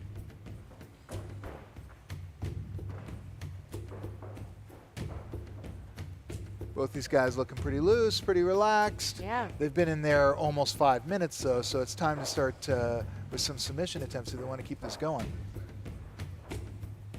That was a Hari Ghosh, not a Koshi Garuma. My apologies, Christine. Oh my goodness. I don't even know what you just said. Sounded like a sushi. Oh, wow. real nice sase Wow. attempt that just went horribly wrong there, and now Greg Oikel is on top in the mount. That was a really slick mount entry. Well, I think there was a little foot sweep that went wrong, Yeah. and you know, when you don't have the gi, he just slipped right to his Yeah. back, and you got to put your hips in hard for that. Sase Sorokoma Ashi is a technique that he was going for. You got to put your hips in hard, and if you slip, like everything's exposed there. Well, he did well to take advantage of that. We made it to the end of the 5 minutes. Now we're into a much shorter IBJJF scoring. Black belt overtime. Black belt overtimes. No heel hooks, though. No heel hooks. No I heel know hooks. Colton Grant seemed to have the better takedowns of the two, Yeah. and to me that's going to make a big difference. But let's see what Greg Oikel can do here. Yeah. Yeah, if I'm whoa. Boom, fireman's that was carry, nice. So AKA Kataguruma. you're on fire right now. As long as I don't louse him up. The All one right. thing I haven't been able to do through even with lockdown release is judo. So Oh. I got to get my reps in somewhere, so to speak. All right. If you're on the bottom here, you're gonna want to make space, re-guard, and get something working. Yeah, because right now he is behind on points, Yeah. and that deficit could grow Needs if to get the sweep if Colton Grant Hose can pass. or a sub. You know, we're heading into the last minute. This is do or die. Looks like Greg really likes that guillotine, but he needs like little space there to make that happen. Yeah. You know, he should be using that left side butterfly hook to help make that space and then sit up and attack that hard. Looks like he's trying to do it. Yeah. But Colton's doing a good not job making hugging. it easy. Yeah. Oh, and there's the pass. That is a great old school pass. Yeah, where you just hug the legs, sprawl and pass. Yep. That's the 3 points. Now to the, didn't make it to the mount. Didn't make it to the mount. But he's up by at least 5 now, right? Yeah. There's nope. 13 seconds. But Greg Oikel's a gamer here, but just like Colton just got out ahead on these points. It's real hard to come back. He's doing everything right to get out of this. Yep. But the clock is not on his side. Yeah, that was a good match. And we will go to the judges' score, but it seems to me like We know. I think we Colton know. Grant Hose, pretty clear winner by IBJJF points. Your winner, Colton Grant There we go. Hose, representing SOB MMA. Time for the interview. Finally going to find out more about this team. Yes. Colton Grant Hose is making his way to the top secret interview zone here at our secret location, Nova Scotia, Canada. Colton, can you hear me? Yeah. First of all, congratulations on a terrific matchup. Oh, thank you. It's really tough. Tell us what made the difference for you. Like a lot of great takedowns there. You had a couple big hip throws. You had that beautiful fireman's at the end that I think really secured the victory. Yeah. Tell us about what kind of stand-up takedown training you've been doing. Well, I've competed in judo since I was 13. Oh, sorry, 13. And I went to the Canada Winter Games in 2011. So I have pretty good stand-up defense and attacks, I find, with definitely credit to judo. Yeah, I love the Haragosh, and the Kataguruma was sweet at the end as well. Yeah, I love that one too. Tell us more about SOB. It's a team that's like relatively new on the scene, and we want to hear more. Well, it's not that new. We've been around for a while. It's just, I don't know, all the hard work everybody puts in, day out. It's finally starting to show. Where do you guys train out of? In Glace Bay in Cape Breton. Oh, nice. My ancestral hometown. I apologize. Christina and I have been saying on the mic, we want to learn more about SOB. Does SOB stand for what I think it stands for, or does it stand for something else? No. It could be one of two things, but what we normally call is Sprawl or Brawl. Sprawl or Brawl, MMA out of Glace Bay. Colton, you did a great job representing your team tonight. Can you tell us what it's been like? We've all had this experience of going through the lockdown with COVID and trying to make the best of our training situation. Tell us what it's been like for you, and who are the people who helped you make it here? Oh, man. COVID kicked my ass, not going to lie. At the end of, like, the lockdown, I guess, I was up around 186, and maybe even higher, and I like to stay down around 160, so definitely weight got away from me. Well, you've been working off the chips and poutine, and it showed here tonight. Congratulations on your win.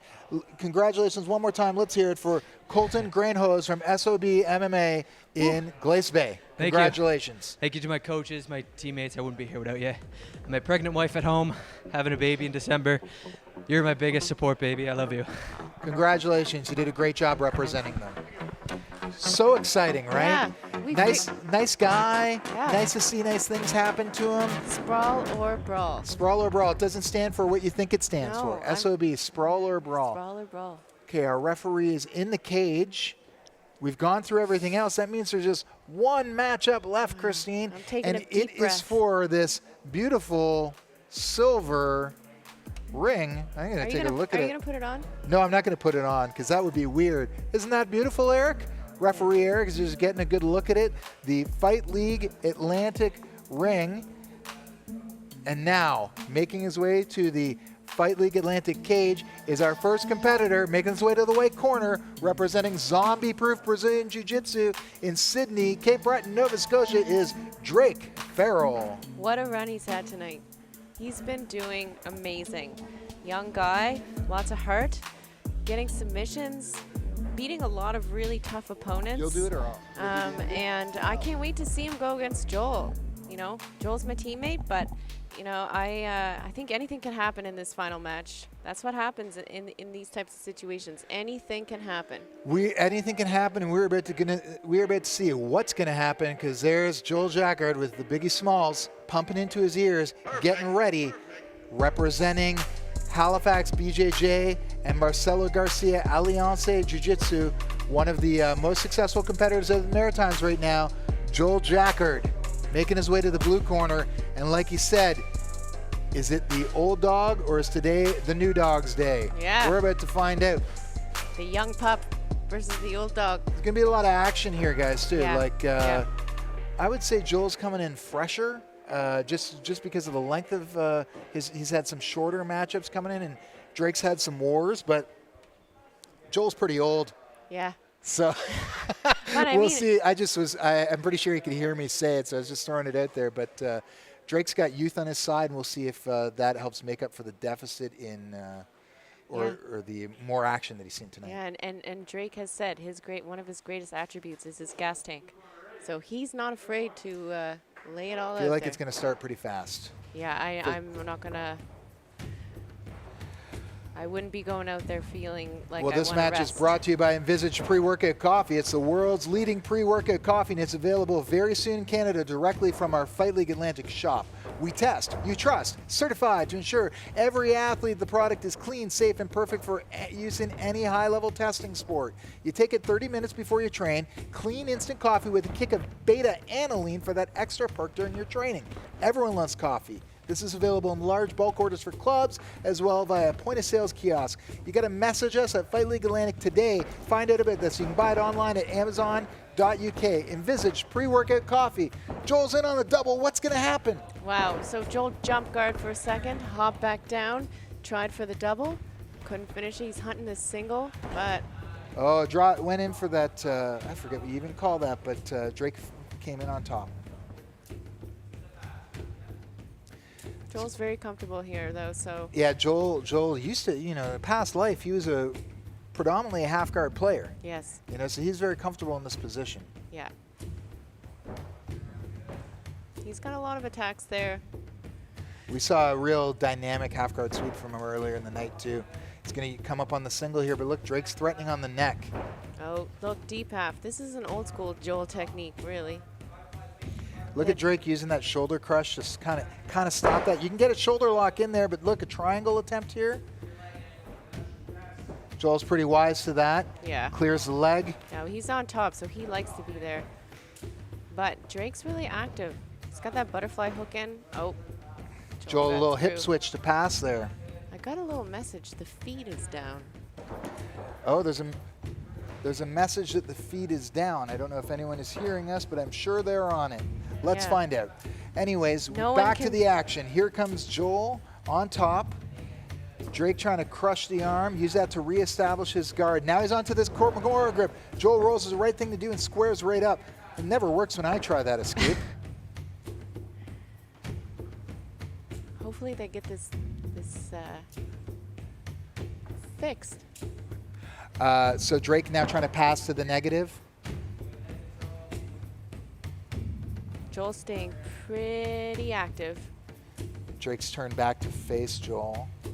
And you see he uses the head position first on the shoulder, then in the chin. I think the head position in passing the closed guard is like something that's overlooked by a lot of guys. Nice pass. I feel like he gave Joel a little dose of his own medicine there. Oh, yeah. Moving right around the head. Now he's going to try to, is he going to try to mount? Nope, boom, right back to the other side.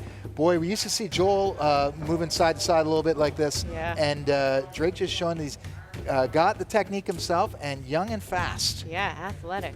Got the news feeds back up. You didn't miss much. Lots of back and forth. Lots of back and forth, couple half guard sweeps. But we got 3 minutes and 50 seconds left in this sub-only round. Look at him digging for that Kimura. Joel manages to pass, but remember, there's no points yet. We're still in the submission-only section here. I'm really liking this rule set. We're getting lots of good action, and we're getting results. Joel puts the head in the hip. I do like the second half, the points. And I like that it's not sudden death overtime because I feel like it gives people a little bit of time in that second half. Yeah, we've seen some of the scoring systems like the EBI overtime system, which I quite like, but people game it as well, right? So I like to see the rule sets changing up so that people can't game them as much. And we're always trying to come up with these rule sets to generate the most action. I think this is pretty good. Yeah. So yeah, Joel's trying to set up that north-south, and Drake knows it with every fiber of his being. He's trying to do everything he can to prevent it from happening. Joel's doing a good job putting his weight on him. Drake also is not letting him be flat. He's always moving towards his side, which is good when you're on the bottom. Joel looked like he was going to mount. Drake gets a half guard back. Drake likes to fight that arm. He's really looking for that Kimura grip, right? You know, Ryan Hall says that the Kimura grip is like a gun to the head, because once you get it, you can really force a guy to move around. You're not always going to finish with it, especially from a bad position, but you can force a lot of movement. We got 2 minutes and 11 seconds left in the submission-only portion. I don't know if has Joel been? Yeah, he did get to the IBJJF portion with Abdel, right? But mostly he was with Ben. Oh, sorry, he was with Ben. You're right. My apologies. Yeah, no, that's okay. It's been a lot of action here tonight. It's hard to keep it all straight. Oh, it is. Drake trying real hard to get to his side, make some space. Boom, gets a guard back. Now he's using that shoulder crush. What's he going to do with it? Tries to switch to a conventional Jujigatami. It doesn't go anywhere. Joel's right out of there. Joel looking to pass again. Joel's playing a little bit cautious, but if he wants, you know, go for the finish. We'll see. Like, Drake's really not giving up anything. He keeps seeing Joel. Joel keeps trying for the mount, and Drake keeps getting him in half guard. Joel passes again. Now he's got that shin over that bicep. Yeah. This is sort of like half crucifix here. Nogi is difficult to finish in the top side. Everybody's slippery and everybody's getting tired. Great dynamic escape by Drake there.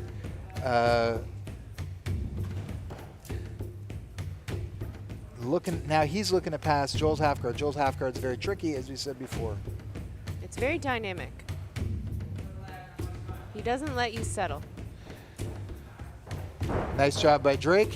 Now we saw Drake. Oh, Joel was waiting with that dart, but Drake got out of it. Joel, I felt it was like laid a little trap there. But look, this is a pretty good setup here. Drake switched to the omoplata, but he loses it. 20 seconds left in the submission-only portion of this matchup. Oh, yeah. Well, there's that Kimura again. There's that Kimura again, but he doesn't have it. This is going to go to overtime again. 3, 2, 1. Does this music give you anxiety? The whole thing gives me anxiety, Christine. It's that drumming. It has no end. Very excited to see what happens here. I'm sure Joel has a game plan for when this goes to these IBJJF points. I'm sure Drake does too.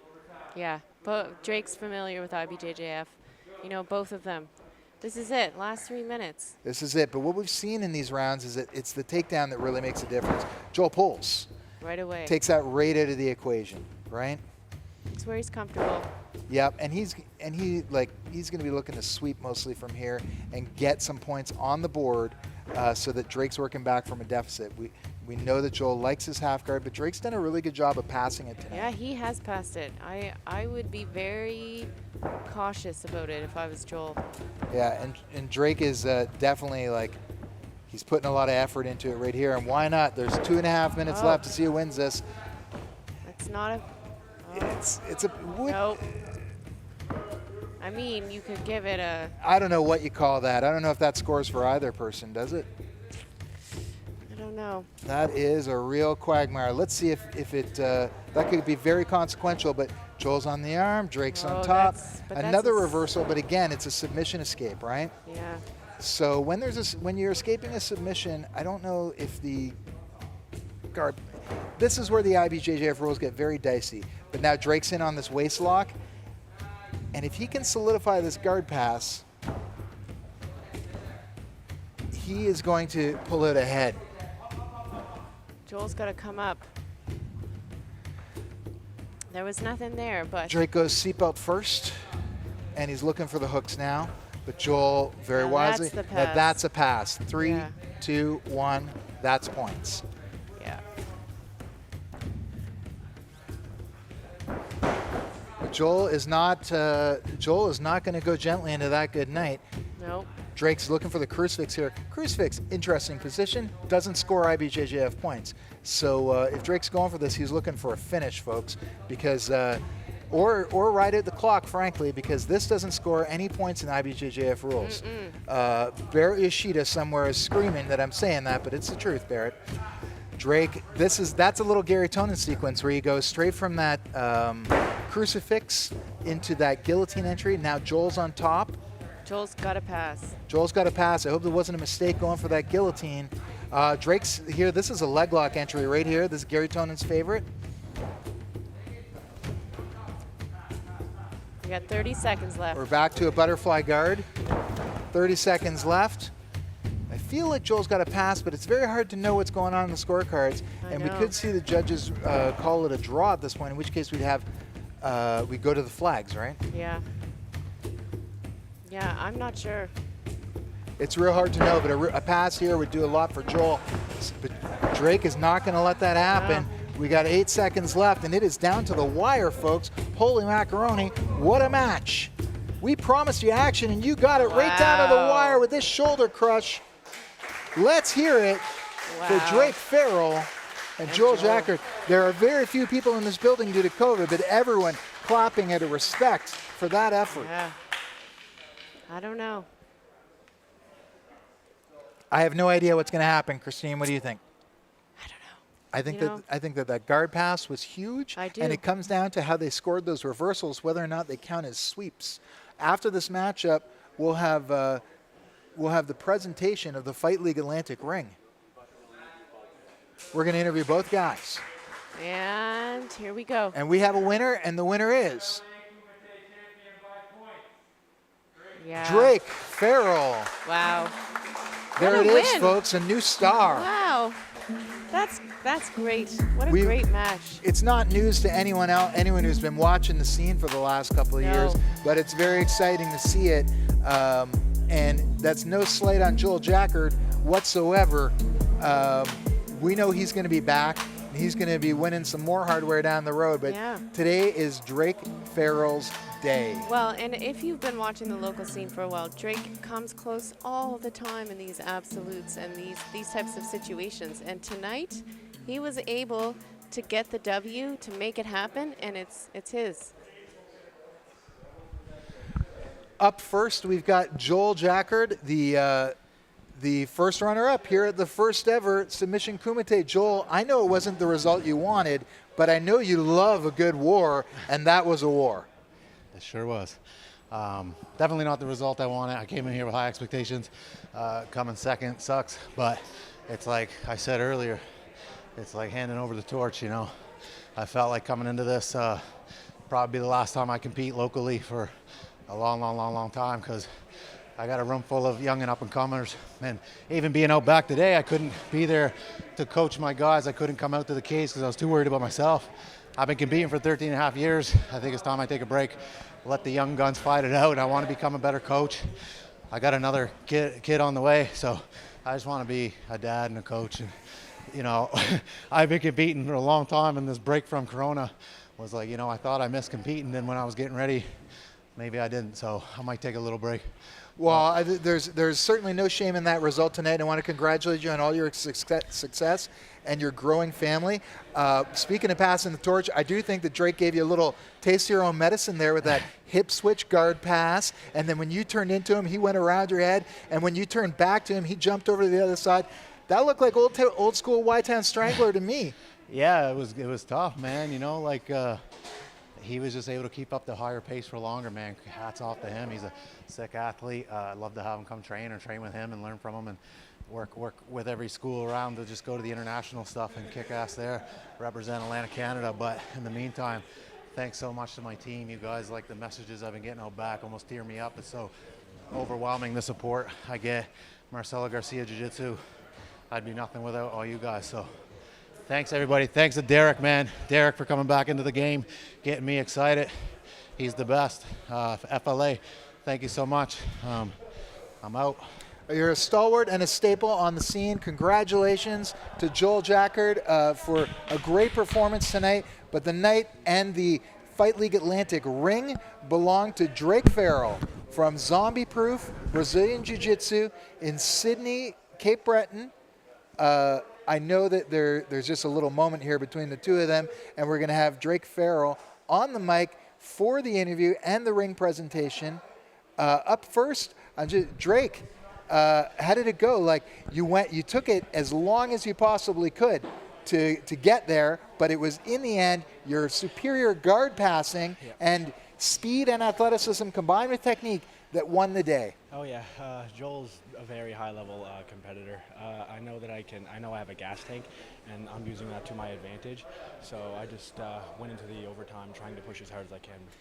Joel said this feels like a passing of the torch to him. How does it feel to hold that torch? Yeah, that's an honor. Thank you, Joel.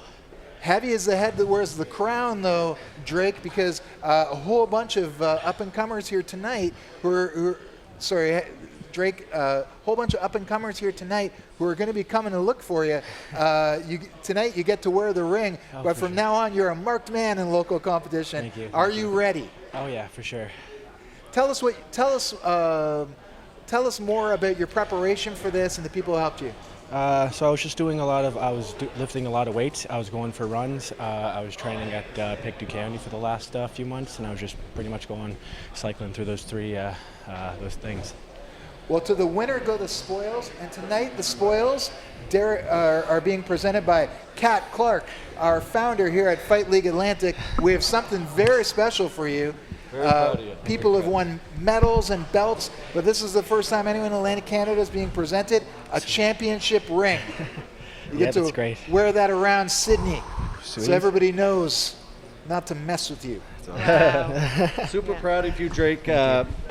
Super honored to have you here. It's incredibly awkward to talk with a mask on, but he's did a great job. John and I at Fight League Atlantic are extremely proud to announce as the Submission Kumite 1 champion, Drake Farrell. Woohoo! There you go, buddy. From our sponsors, Envisage, you got a ring and you got a nice take-home prize for yourself. All right, buddy. Thanks so much. I bet everyone in your hometown is cheering for you, and you can probably feel the love. You're going to get a million messages. You earned it, Drake. It was very, very exciting being here, watching you perform. You can only go up from here. Oh, for sure, thanks. I just want to give a shout out to Jared, where I've been training at Pictou County. A shout out to my friends and family, my girlfriend who ordered the pay-per-view, and Design Proof. Well, tell your mom to put a pot roast in the slow cooker because her boy's hungry. He's got to come home and eat. Congratulations to our first ever Submission Kumite champion here from Fight League Atlantic at a top secret location. Oh, yes. Drake Farrell, congratulations. Thanks. It's not a secret anymore, bud.